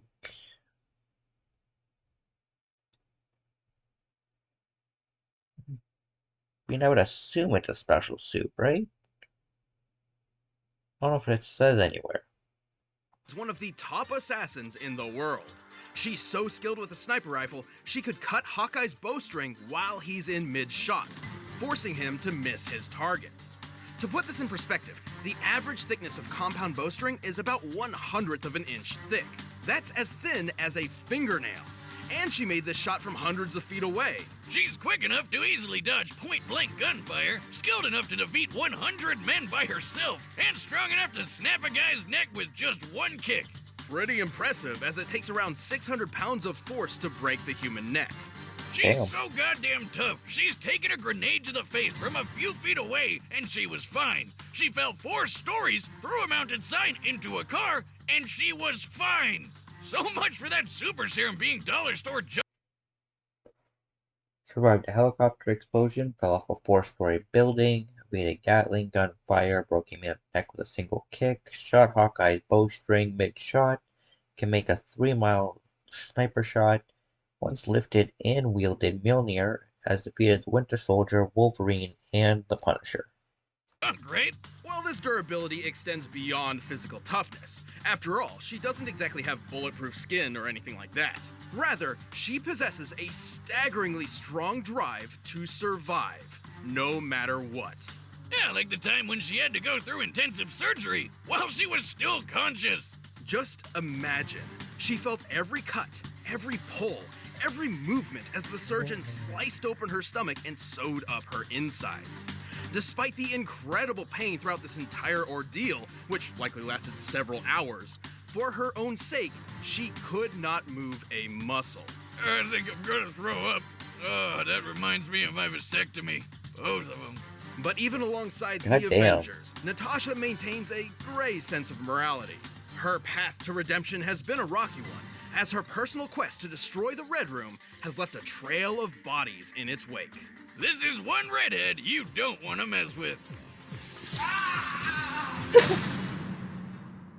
While the stories of many world-class assassins often carry a truckload of baggage, few are quite as heartbreaking as the case of Amélie Lacroix.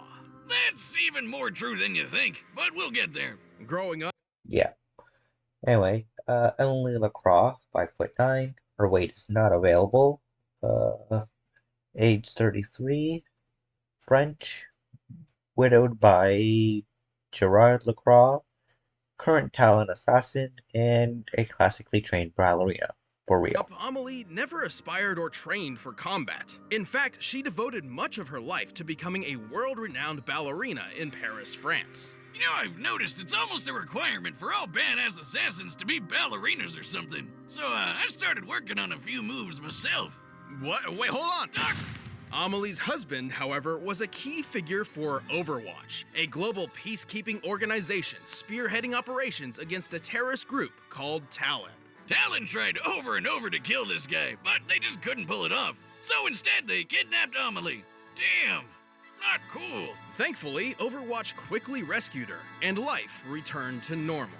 Or did it? Until... Nope, because out of nowhere, Amélie killed her hubby in his sleep. Turns out, the kidnapping wasn't just a simple ransom or attempted lure. Talon ruthlessly subjected Amélie to intense neurological reconditioning, molding her into the perfect brainwashed sleeper agent. Right, because she was sleeping next to him in their bed, and then bam! First kill! Sleeper agent. Right, sure. No. She returned to Talon to complete their psychological and physiological reconfiguration process. When all was said and done, Amélie Lacroix was no more. In her place stood the cold-hearted assassin known as Widowmaker. Ah, I get why she's called Widowmaker. Though it is kind of weird that the widow she was making was her. Brilliant deduction, Boopstick. Widowmaker embodies the cold-hearted killer trope so well, it's actually literal. Talon's experiment slowed her heart rate and suppressed her emotions, turning her into an actual cold-blooded killing machine. Hence the cold blue skin. That's not really a thing, is it? Turning your skin blue like that? Oh, I just figured she was the girl Smurf all grown up. It's gotta be some trauma. There's actually a pretty easy way to turn your skin blue. You just need to drink some colloidal silver. Is it safe? Oh, yeah, sure, no doubt. It's 100% non-toxic silver. Okay, bottoms up. Anyway, the blue makeover wasn't just for show. With her heart rate down, her body's movements and vibrations are highly reduced. The blood pulsing through your hands can actually bump up your shot. It's not by a lot, but when you're aiming at something 1,000 yards away, even a tiny bit of movement matters. This might not sound too difficult until you consider that a typical human heart rate in a stressful situation can exceed 100 beats per minute. A perfect sniper has to time their shots between almost 2 beats per second. So even though she started pretty late, Widowmaker skipped years of killing people school with... Snipers are trained to steady their breathing and heartbeat as to keep their aim as steady as possible. By slowing Widowmaker's blood flow, performing this feat becomes way easier. Just this one little tweak. Talon's manifesto is that humanity is made stronger through conflict. And so Widowmaker was taught a variety of different combat and covert techniques to be ready for any violent possibilities. She's ridiculously athletic. Just look at her go. And she's got plenty of handy tools to help her kill people even faster. She carries a grappling hook with a 65-foot cable, perfect for getting around any terrain in an instant. Her venom mines stick to most surfaces, and after being triggered by movement, release a deadly toxin. And give her a ping in her funny-looking spider helmet. That's Widowmaker's Recon Visor, basically multi-screen super goggles. They provide infrared sight that spots heat signatures through walls and transmits multiple feeds. Then there's her signature weapon, the one, the only, Widow's Kiss. It may look like an oversized SMG, but with a click of a button, it turns into a badass sniper rifle. As a sniper, this baby can... Widow's Kiss, scope mode, sniper rifle form, rate of fire 2 rounds per second, 4-shot power levels, automatic mode, submachine gun form, rate of fire 10 rounds per second, max range of 131 feet, grappling hook, max range of 65 feet, venom mine, and infrared sight. Fire at 4 different levels of power. A fully charged shot hits 10 times stronger than a standard one, making the Widow's Kiss one of the deadliest rifles in the world. Unless you're wearing some really heavy armor, it'll kill pretty much anyone with just one shot. Whiz, build me one now. Yeah, with your luck, your hand will probably get stuck in one of the moving parts, and I'll have to be the one to amputate it and build you a mechanical replacement. Yeah, I'm in. You don't know that. You don't know that. Whiz. Widowmaker is one of Talon's top agents, and has the feats to prove it. She's taken on Overwatch members multiple... Bro. They play so well together. Survived a shot to the head, kept pace with Tracer's blinks, took a hit from Doomfist's gauntlet, shot Anna's eye through her scope. Damn. Knocked a man out with a single punch, defeated Tracer, Tekharthia Mondada, and Anna Amari. Times, effortlessly defeating some of their own top agents, like fellow sniper Anna Amari, whose cybernetic eye can see 6 times greater than a normal one. And she pulls this off while achieving ulterior goals, such as when she baited Tracer into unknowingly allowing her to assassinate a diplomat. That's some intense on-the-fly multitasking. And she's way tougher than she looks. Her visor can protect her from a sniper shot to the face, and she even took a hit from Doomfist's gauntlet. This thing can take down a skyscraper, but she was fine. While it wasn't wielded by Doomfist himself at the time, it clearly struck with some serious power. An average skyscraper ranges between 250 to 300 feet tall. To topple it in one go, you'd need a force equivalent to at least 2 tons of TNT. You sure Talon didn't slip her some super serum in a drink or anything? Cause that's ridiculous. Also, while ranged combat may be her forte, Widowmaker is skilled enough to take out an entire armed security force up close while avoiding their gunfire. The blue bombshell can do it all. Kinda sucks that Talon drained her of all emotion, cause now she can't appreciate how badass she is. Kinda like how I sometimes forget I have a shotgun for a leg until it. God, I hate when that happens. Talon's experiments may have yielded astounding results, but I'm not sure they were quite so thorough.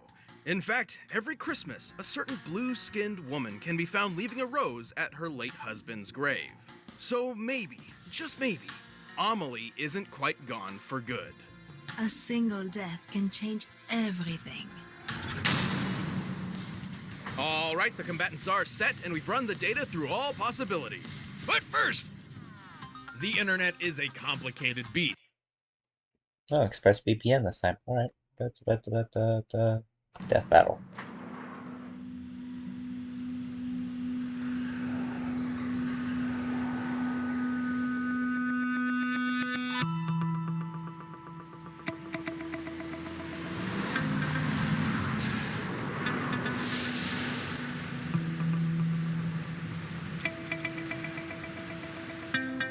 I remember when this one first came out, I was hoping it was going to be a live action fight. That'd be so cool.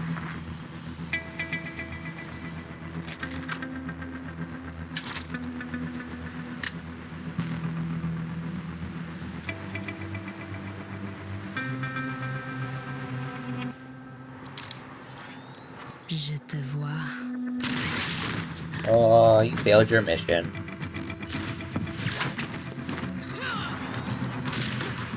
Got you.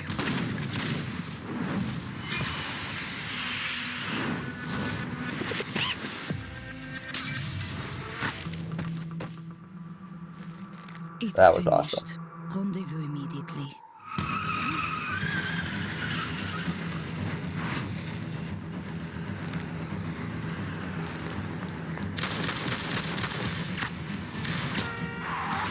Yeah, rendezvous with anyone, motherfucker. I will become the nightmare of this realm. By the sun and stars, we will prevail. My How ascent do games begins, try and to I do this shall nowadays? never Like, falter.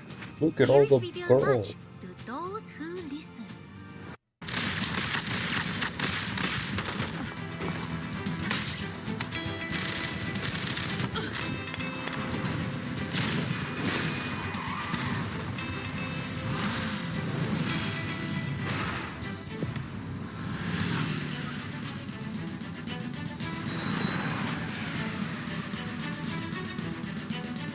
Trying to escape me?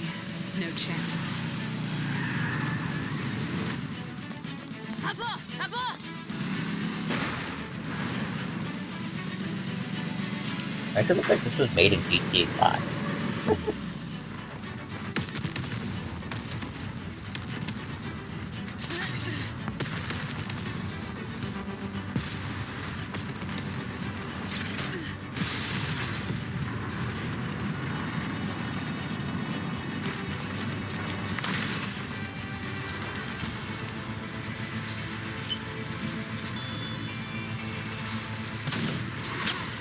Oh shit. Oh, you've got to be kidding me.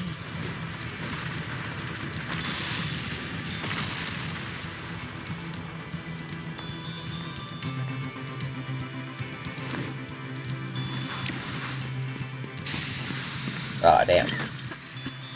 What makes you think you could sneak up on me? I'm a goddamn Avenger. Damn right.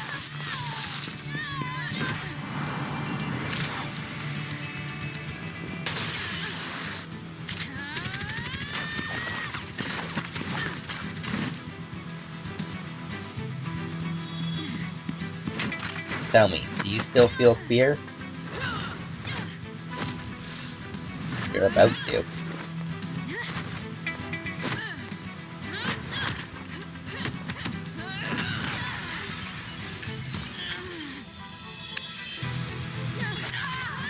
Oh.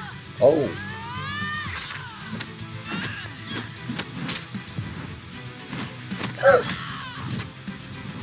Yeah, get her.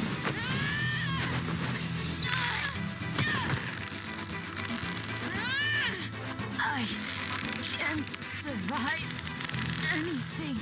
Nice theory. Let's test it. Oh.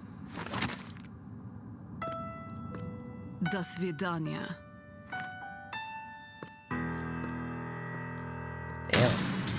KO! Damn! Which one was the cold-hearted chick again? Given her history, Natasha obviously brought a lot more combat experience to the battle than Widowmaker. Yeah. Even still, this was far from one-sided. Widowmaker's arsenal in particular made it difficult for Natasha to outgun her in ranged combat, except for the Venom Mine, given her enhanced immune system. But once Widowmaker was disarmed, something which seems to happen a lot, Natasha got the upper hand. Like, literally. She's way better at hand-to-hand. That's a no-brainer just based on how many martial arts she knows, her super serum boost, and how many people she's had to judo to death. They both could dodge bullets and were expert shots, but Widowmaker has never... Natasha's wealth of experience has given her the training and skills necessary to survive snipers like Hawkeye and Widowmaker long enough to get close. Ever shown capabilities equal to Natasha breaking a neck in one strike, running 35 miles per hour, or shooting a moving bowstring. They were pretty evenly matched when it came to taking hits, though. Natasha took a grenade to the face, while Widowmaker got hit by Doomfist's gauntlet. Yes, but while the gauntlet can take down a skyscraper, even in Doomfist's own hands, it certainly doesn't seem capable of doing so with only one hit. Much less in the hands of a skinny teenager. Hell, Doomfist escaped prison by punching through a concrete wall with his bare fists. I don't think Hoodie Kid's gonna pull that off. Just a hunch. Widowmaker certainly had her moments, but she just couldn't match Natasha's greater speed, precision, and decades of experience. She just couldn't find that widow of opportunity. The winner is Black Widow. Next time on Death Battle, we got one final one, and it's the Mega Man Battle Royale. Technically, it came before the Widowmaker one, but, you know, we talked about this. With it being a Battle Royale, I don't know who's all going to be involved. So, I'll wait till the end, like when they do all the, after they've done all the explanations, to say which Mega Man I think is going to win. So, let's get into this. Skip through the 23andMe. Oh, there we go. Mega Man may be an icon by himself, but others have carried on his legacy, creating real immortality. Immortality? Not on this show. Time to find out which Mega Man is the most mega of the men. While there are many versions of the character to choose from, not that one, this battle will feature the 5 most prominent. The classic era Mega Man. Mega Man X. Volnut from the Legends series. Battle Network's Mega Man.exe. And the Alien Star Force Mega Man. He's Wiz and I'm Boomstick. And it's our job to analyze their weapons, armor, and skills to find out who would win Alright, now that they've said that, I think either EXE or Mega Man X has got this. Because Mega Man X was designed to be, like, superior to the original Mega Man in every way. But, .exe is pretty cool, with just different power-ups and gears and all the different cards and shit. I don't know who that alien one was.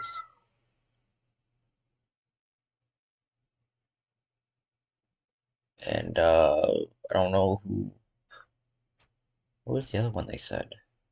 Mega Man.exe, Mega Man X, original Mega Man. Volnut from the Legends series. Battle Network's Mega Man.exe. And the Alien. Yeah, I don't know Star Force, and I don't know the Legends guy. Well, let's see. Alien Star Force Mega Man. He's Wiz and I'm Boomstick. And it's our job to analyze their weapons, armor, and skills to find out who would win a death battle.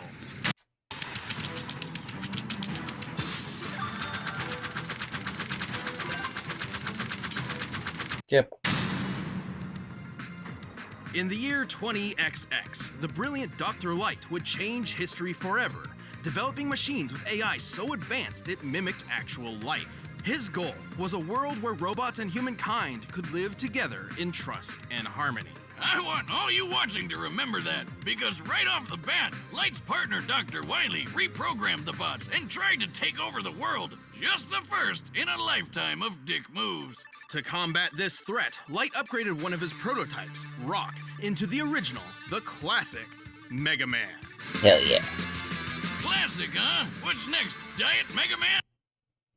Real name, Rock. Height, 4'4", weighs 230 pounds, is a robot created by Dr. Thomas Light, powered by solar energy. His armor is a ceramic titanium alloy, and he was not originally designed for combat. Cherry Vanilla Mega Man?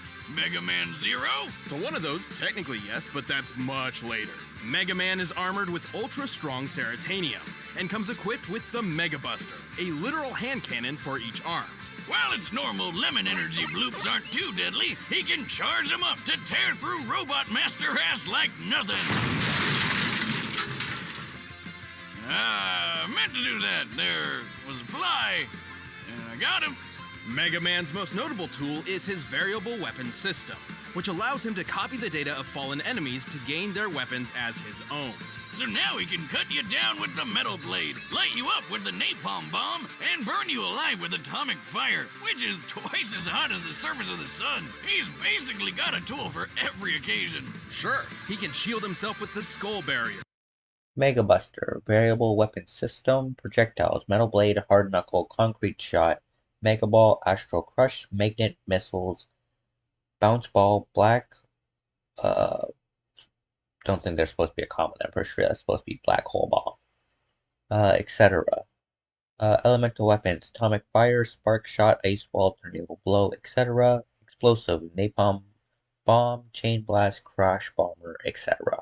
Reflect projectiles with the Mirror Buster, bypass armor with the Centaur Flash, stop time with the Time Stopper, and create localized singular Barriers, shell barrier, mirror buster, acid barrier, leaf shield, etc.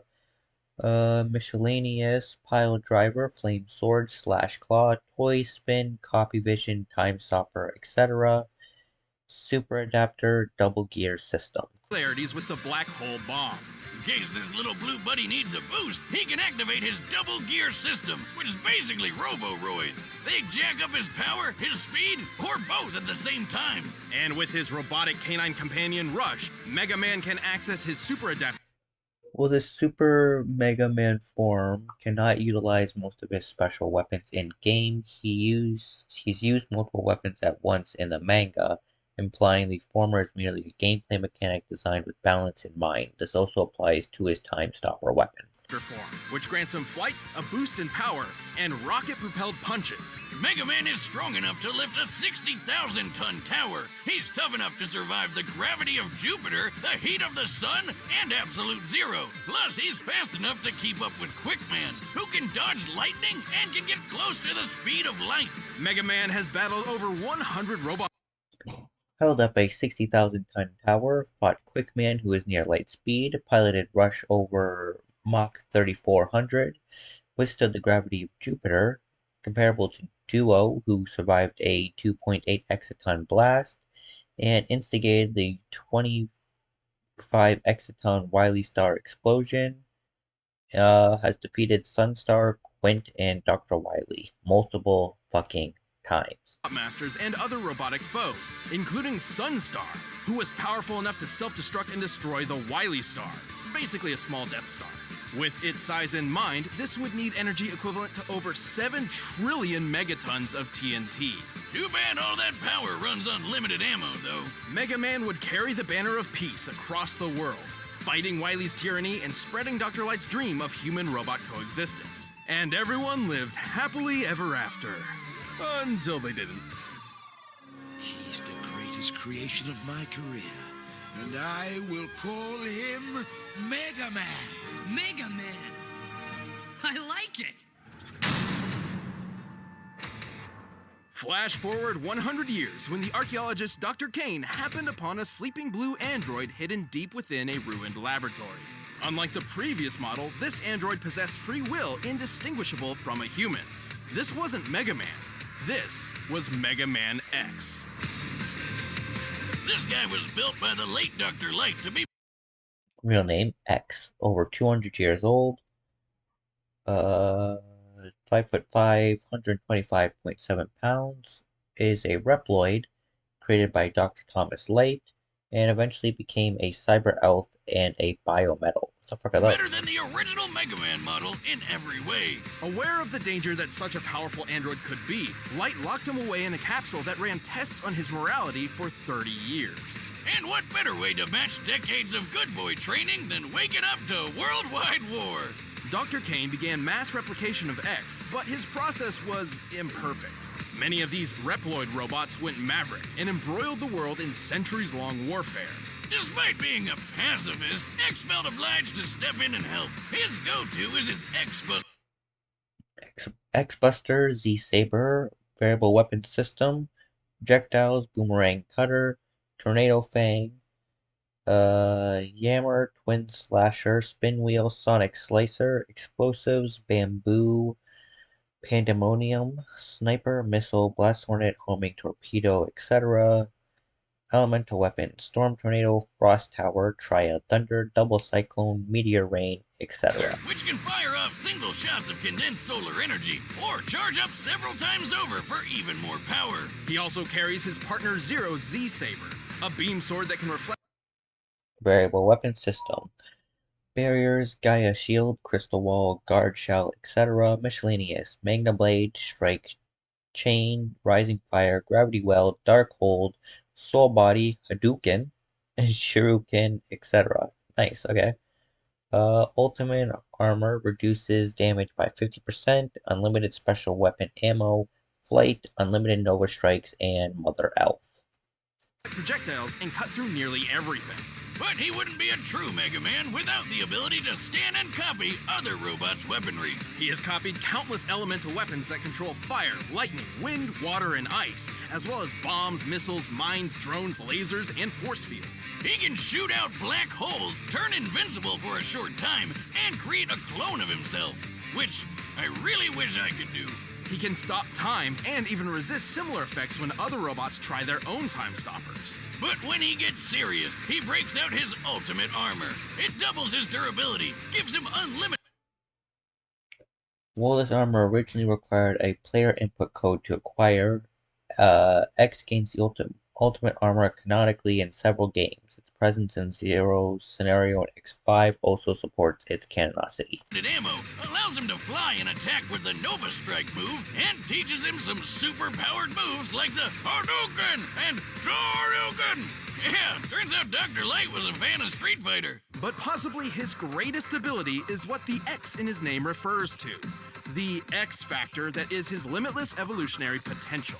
Which is your typical anime bullshit. Powered by love or friendship or puppies or whatever, X has completely regenerated from near death and even reformed his whole body in only a few seconds from just his metal core. With all his immense power, X has defeated Dodged Optics Sunflower's lasers, restored his entire body from his core, erased the Sigma virus worldwide, beat General who stopped a planet-destroying beam, scales to 0, channeled energy worth 9 teratons of TNT, defeated Sigma, Lumine, Zero, and Omega. dozens of Mavericks, including the General. The General once tanked a planet-destroying laser, the energy of which would require 57 quadrillion megatons of TNT.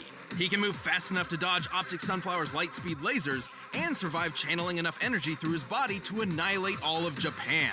After years of fighting, he managed to destroy his arch-enemy, the Sigma virus, with his most powerful weapon yet, the Mother Elf, aka the latest thing to join our Hall of Fame of terrible, terrible names for awesome stuff. The Mother Elf is like a living antivirus software that can heal X's wounds, increase his power, and completely rewrite a Reploid's code, giving him complete control over cybernetic beings. That's how he defeated the Sigma virus. Mother's Elf is invisible to humans, originally created from Zero's data as a Sigma antibody program. While Mega Man X used it to erase Sigma, only Zero can draw out its full power. By erasing it from every Reploid in the world all at once. And the day was finally saved. Well, until Still the is Mother left. Earth was corrupted and the biggest war ever broke out all over again. But for the ultimate peacekeeper, X sure spent a lot of time kicking ass. As long as there's hope, we can change the future.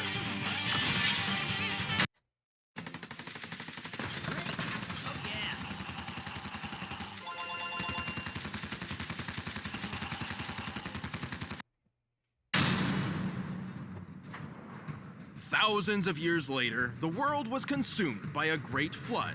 Humanity was all but extinct. The world got so shitty, the man in the sky himself had to step in and flush that thing. All that remained on the planet was a race of artificial life forms known as carbons. But some of humanity survived in the orbital space station, the Elysium.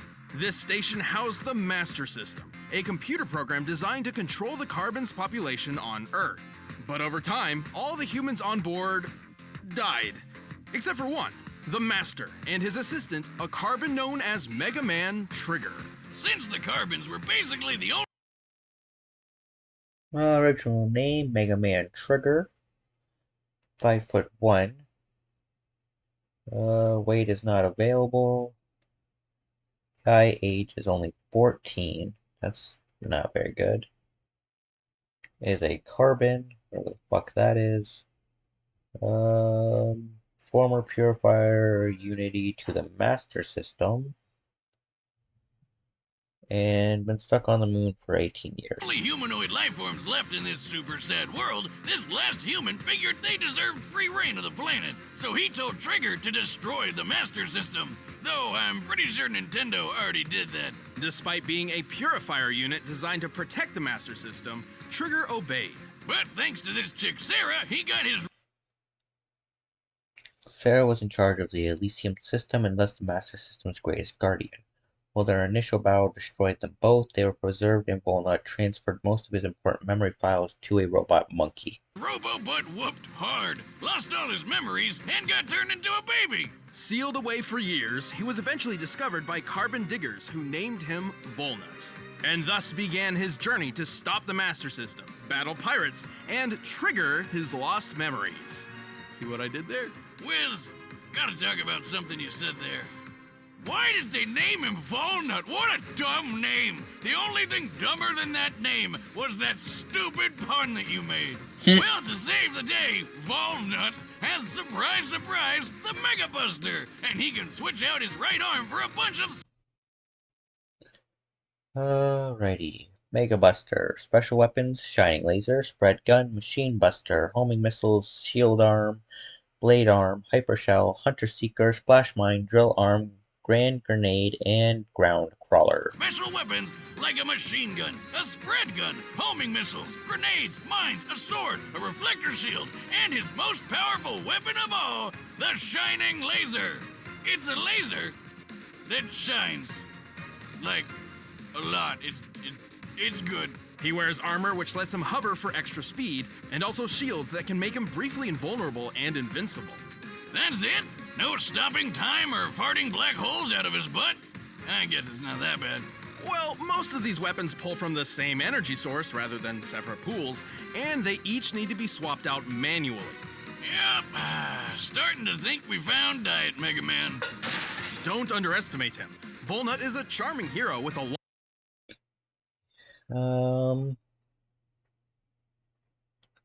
Lifted a 9.5-ton stone block, dodge Mach 33 meteors, easily obliterates military tanks, beat Rush Mamu, who made a 30-year-long island-wide storm, instigated a mech explosion worth 34.2 tons of TNT, survived a meteor impact worth 38 tons of TNT, and has defeated Juno, Sarah, and the Bond Pirates. A lot of power. He can lift 9.5-ton stone blocks, move fast enough to evade meteors, which re-enter Earth's atmosphere at Mach 33, and even tank them head-on. That's a kinetic energy equivalent to 38 tons of TNT. He's defeated scores of giant mechs and even Sarah in a rematch for the ages. All in a day's work for Mega Man Volnut. for Yuna. Why? I know Ro. She'll come looking for us, no matter what happens. Whoa. Don't try and pull that happily ever after crap. Humanity went extinct, the planet is flooded, and the last Mega Man is stuck in space forever because Legends 3 is never gonna happen. That peaceful future Dr. Light fought so hard for turned out to be total bullshit. And if you think about it, it's all his fault. Love and peace are lies, God is dead, and we're all totally... Maybe in this timeline, but luckily, there is another. Let's go all the way back to the year 20XX. Imagine, instead of revolutionizing science with robotics, Thomas Light focused on computer sciences and created a world dominated by the internet and digital AI. Oh, and his name was also Tadashi Hikari. Oh, great, the AI Overlord timeline. Hey, Siri, please don't kill everyone and take over the world. I didn't catch that boomstick. Oh God, it's already happening! The internet infrastructure Hikari worked on was so complex, it became its own separate universe known as the cyber world. This unpredictable digital universe was managed by sentient computer programs called NetNavies. Reminds me of those digital Pokemon. What are those called again? Hikari had a grandson named Lan. Yes, that's really his name. And Lan had one of the best NetNavies around. Real name, Hub Hikari. Age 12. Species, NetNavi, operated by Lan Hikari, and is afraid of ghosts. Megaman.exe. Together, they became the most successful virus-busting duo in both the real and cyber worlds, and saved both countless times. EXE can shoot foes down with his regular or charge shots with his, yes you guessed it, Mega Buster. He can fly with his Mega Booster and cook the shit out of a Thanksgiving Day turkey with his Mega Baster. Okay, maybe he doesn't have that last one. His true strength, however, lies in Lan's enormous collection of battle chips, which contain a variety of different weapons and tools for EXE to use. He has over 1,500 of these. You know the drill by now, he's got... Mega Buster, battle chips, cannons, M cannon, bubbler, heater, typhoon, boomer, yo-yo, shotgun, etc. Weapons, cyber sword, Momorasa, Varia sword, Zeus hammer, kunai, etc. Bombs, mini bomb, bug bomb, etc. Area of effect, black hole, meteors, time bomb, shockwave, poltergeist, etc. Cannons, shotguns, spread guns, mini bombs, big bombs, time bombs, shockwaves, earthquakes, meteor swords, kunai boomerangs, and an incredibly deadly yo-yo. That doesn't even scratch the surface. He can create black holes, move objects with telekinesis, turn intangible and invisible, dispel force fields, resist having his data assimilated, uninstall customized programs and weapons data in enemies, and use GigaFreeze to put programs and even the whole internet in stasis. That why my internet went down last night? I might have to break out boomstick.exe and kick his ass. How do I Alt F4 this little bastard? Good luck getting past EXE's defenses. His dark aura is a barrier so tough, it could survive the end of the entire cyber world. And since EXE is a digital program... In the anime, EXE rebuilt himself from fragments along with the rest of Cyberworld. He also recovered from being destroyed and or deleted several times in the manga. Not an organic being, he survived being impaled, losing limbs, and even being blown to bits before pulling himself back together. Wait a minute, if he's just a program like you said, can he even fight in the real world like other super fighting robots? He's done so before. He can enter the real world through special dimensional areas, or through sheer power output alone. He can even merge body and mind with Lan using full synchronization, a technique only possible if both beings have a strong mental bond. Fusion ha! Yep. Well, turns out EXE and Lan are super close because, plot twist, EXE is Lan's stillborn dead baby brother turned into a computer program. Wow! Yeah, well, when they bond perfectly, they enter hub form, a state powerful enough to defeat Nebula Gray and the Dark Galaxy universe with just a wave of his hand. EXE is tough enough to survive a planet... Hit base with a strike worth 120 kilotons of TNT. Dismantled terrorist organizations. Traveled across all of Cyberworld in a short time frame.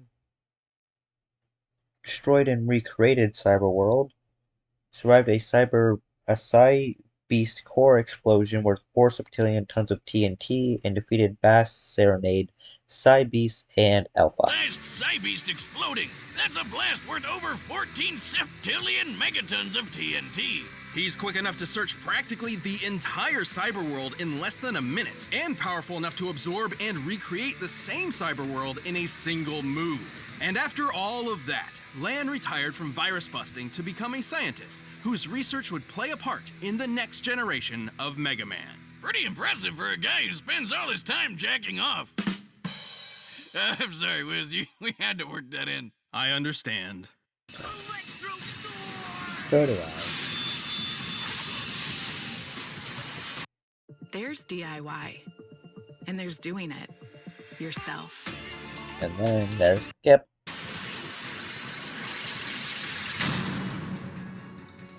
This should be the last 200 years later, the world had yet again progressed, this time with the advent and proliferation of electromagnetic, or EM, wave technology, which is a fancy way of saying they switched their main resource from internet cyberspace to basic radio waves. Well, at least radio waves will never try to take over the world and commit genocide. Oh, you say that now. This is Geo Stellar, the son of astronaut Kelvin Stellar. Okay, first Lan, now Kelvin. These names are killing me. But anyway, Kelvin got lost in space after being attacked and captured by a race of aliens made of electromagnetic waves known as FMians. Like FM radio aliens. God damn. FMians. Luckily for Kelvin, he So made bad. friends with an EM alien kitty thing named Omega Zis, who tried to help him escape by zapping him into radio waves. It wasn't the best idea ever, but eventually Omega and Geo met up. Human half, Geostellar, wizard half, Omega Zis, height 4'9", 85.9 pounds, is 12 years old, is an EM wave hybrid. Omega is the last survivor of planet AM, and is afraid of ghosts as well. And merged together to become Star Force Mega Man. And with this transformation, Geo acquired and amplified all of Omega's EM powers. Namely, as a being composed of EM waves, he's effectively invisible and intangible. We passed right through. We're EM waves, remember? Though the latter usually requires conscious thought to activate. He can also fly, teleport, survive in space, turn living beings into EM waves, and manipulate data itself to control other machines from the inside out. Remember when Mega Man used to just be a cute little robot? Now he's a radio alien cat fusion thing. Well, at least he still has the Mega Buster, which does exactly what it did the last 4 times. Moving on. Actually, this Mega Buster is a bit different. Not only does it charge automatically when not in use, it can be modified with different wizard equips, no relation, to change its power, speed, and status effects. It would have been a lot better if it had boomstick equips. Well, I'm sure there's something boomstick related in Geo's nearly 600 battle cards, which provides Star Force Mega Man with numerous special weapons. He's got guns. Mega Arm, battle cards, cannons. Cannon, plasma gun, Gatling gun, etc. Armament, Cyber Sword, Muramasa, Juno Hammer, Big Axe, Scythe, etc. Explosives, Heat Ball, Cloud Shot, etc. Defense, MU, Barrier, Recover, Invisible, etc. Swords, hammers, axes, scythes, bombs, missiles, lasers, meteors, shockwaves, a crap ton of elemental attacks, and when all else fails, he can just use his bare hands. He can paralyze Battle cards, miscellaneous, Freeze Knuckle, Jet Attack, Million Kick, Synchro Hook, Radar Missile, Meteor, Stealth Laser, Shockwave, Paralyzer Plus, Gravity Plus, Trip Sonic, Panic Cloud, Destroy Upper, Windy Attack, etc. Summon cards, Brother Band, Noise Changes, Red Joker, and Black Ace. Foes drain their health, summon black holes, turn invincible, heal wounds, create force fields, summon other EM beings for special attacks, and control noise. Control noise? So like, when my neighbor plays music really loud, he could just turn it off with his mind? No, but I thought you lived in a trailer in the middle of nowhere. Yeah, man. Animals are getting smarter. Right. Noise is excess energy created by EM beings, kind of like static. When utilized properly, it can cause machinery malfunction similar to an EMP, drive EM beings insane, and, if he absorbs enough of it, allow Geo and Omega to change into even more powerful forms. His greatest form is Red Joker, which can fire the Red Gaia Erasure, a huge laser that'll reduce your body to EM particles and shoot them across the atmosphere. While you're still conscious. Talk about Fun. one hell of a way to go. With all these powers and more, Geo and Omega have the Withstood Meteor G exploding, caught a falling monorail, survived within a supermassive black hole, can travel around the world in seconds, flew to Sagittarius A at 63 times the speed of light, defeated Andromeda, Lei Mu, Crimson Dragon, and Sirius. resume to match. They've defeated dozens of enemies, including Sirius. Ha! We got her! Who was powerful enough to move a black hole hundreds of millions of miles in a single day. The black hole in question was Sagittarius A, which has a mass 4 million times greater than the Sun. Factoring in its mass and the speed it traveled, we can get a kinetic energy of 4.6 decillion megatons of TNT, enough to obliterate a solar system. Then Star Force survived inside of that black hole like it was nothing. And since he's made of radio waves, he's as fast as light. Though some other EM beings were able to fly from the center of the Milky Way galaxy to Earth in only 3 days. That's over 3 million times the speed of light. Star Force Mega Man can technically make this trip at an even faster rate, but only while using noise waves as a wormhole-like shortcut. Star Force even fought EXE once. He technically lost, but he was just holding back to make sure he didn't Marty McFly the future away. But of all his accomplishments, his greatest feat was one that no other Mega Man up until that point had achieved. This world, and this timeline, actually turned out pretty great. All thanks to Star Force Mega Man. Battle card! Grenation! Take this! All right, the combatants are set, and we've run the data through all possibilities. But first, I need a mega meal from Blue Apron. By now, you've probably heard of... Yeah, we have heard of Blue Apron by now, because you guys talk about it a lot. Alright, here we go. So yeah, my predictions. Volnut, he's not lasting. Dude is getting wrecked. He is definitely Diet Mega Man. Boomstick was right. It's the other 4 that's the thing. Because it seems like Mega Man X is an improved version of Mega Man. And the Star Force Mega Man is supposed to be an improved version of the Battle.exe Mega Man.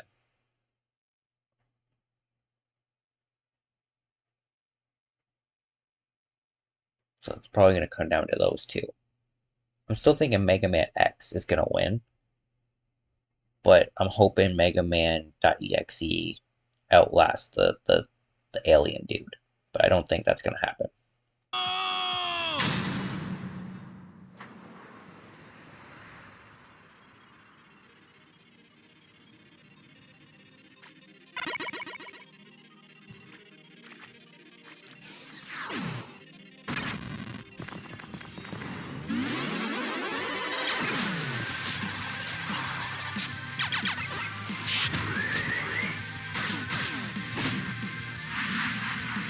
Damn, this shit is chaotic already.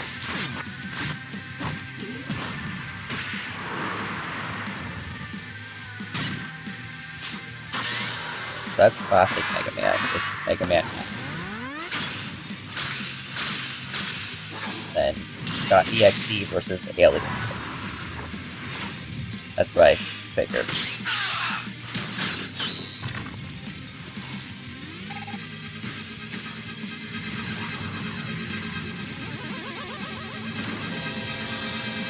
Oh, no boom.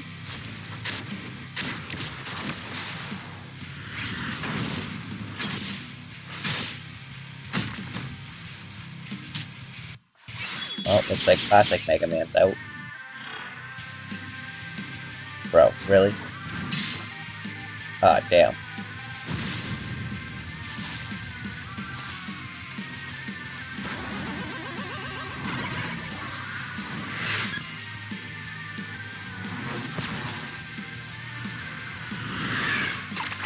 Yeah, you are out of your league here, bro. Go home.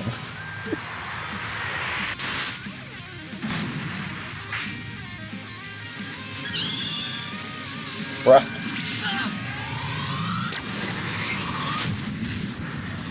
Dude, I feel bad for him.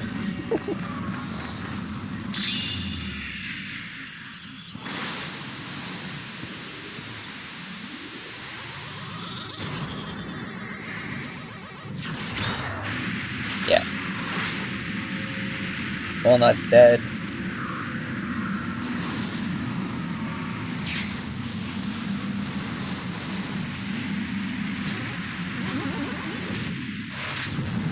Oh. Did Mega Man X die there too? Yeah. Okay, just down to EXE and the... Oh, no, there we go.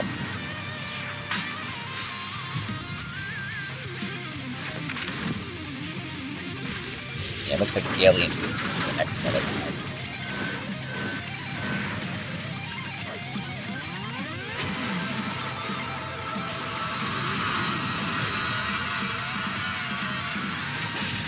Oh, maybe not.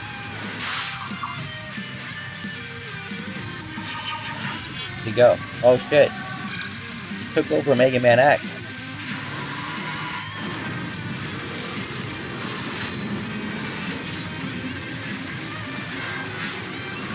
Come on, EXE.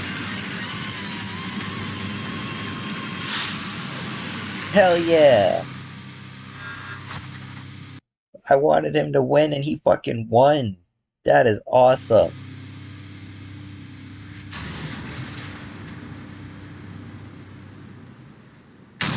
Hell yeah. Whoa! I was sure X or Star Force had this one in the That's what I was saying. bag. Surprisingly, this battle's victor was fairly clear-cut.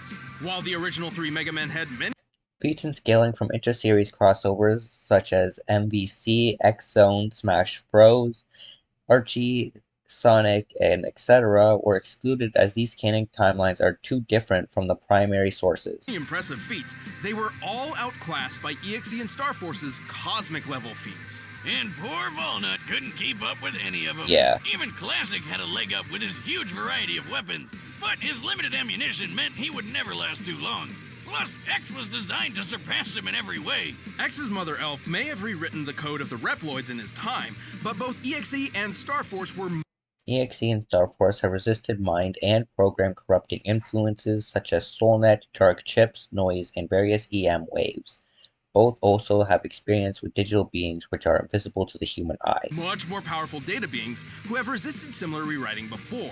In particular, Star Force's noise manipulation gave him a huge advantage over the Mother Elf, which we know to be fairly vulnerable to corruption. But I know what you're thinking. Star Force is 200 years ahead of EXE. Shouldn't his tech be way better? He even held back in their cannon fight. That's what I was thinking. To clarify, a cannon and story, not they were both using their cannons. True, but so did EXE. That fight proved EXE can harm Star Force despite his EM biology. Also, Star Force entered that fight after his final game, while EXE was still early in his own canon timeline. See, neither were fighting at their full potential, as made evident by their other feats. At best, Star Force may move 3 million times the speed of light, but EXE was fast enough to search the whole cyberworld universe in a brief period of time, and powerful enough to later destroy it in its entirety.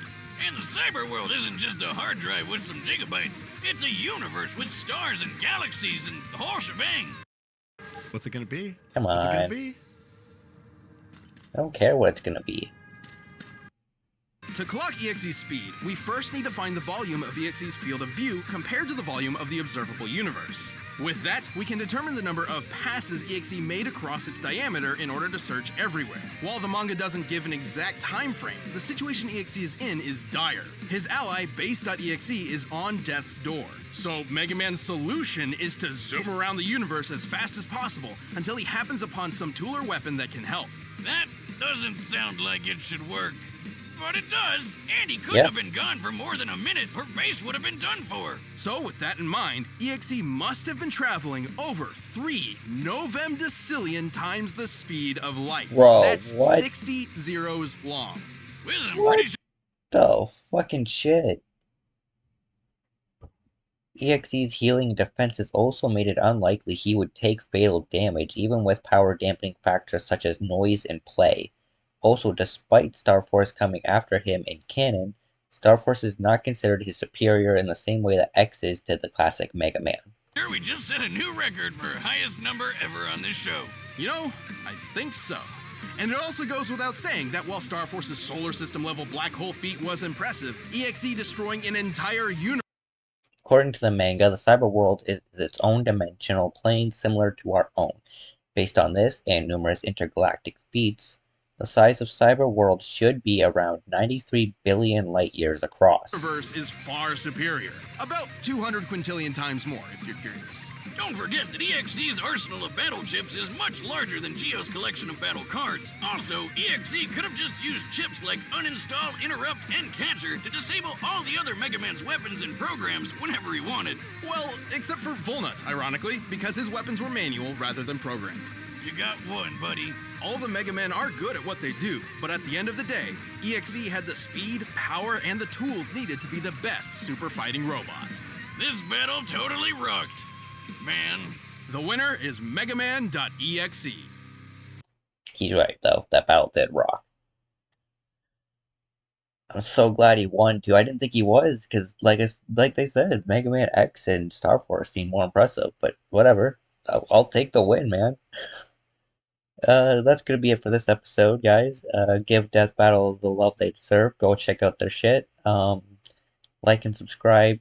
You know, still trying to get up some subscribers.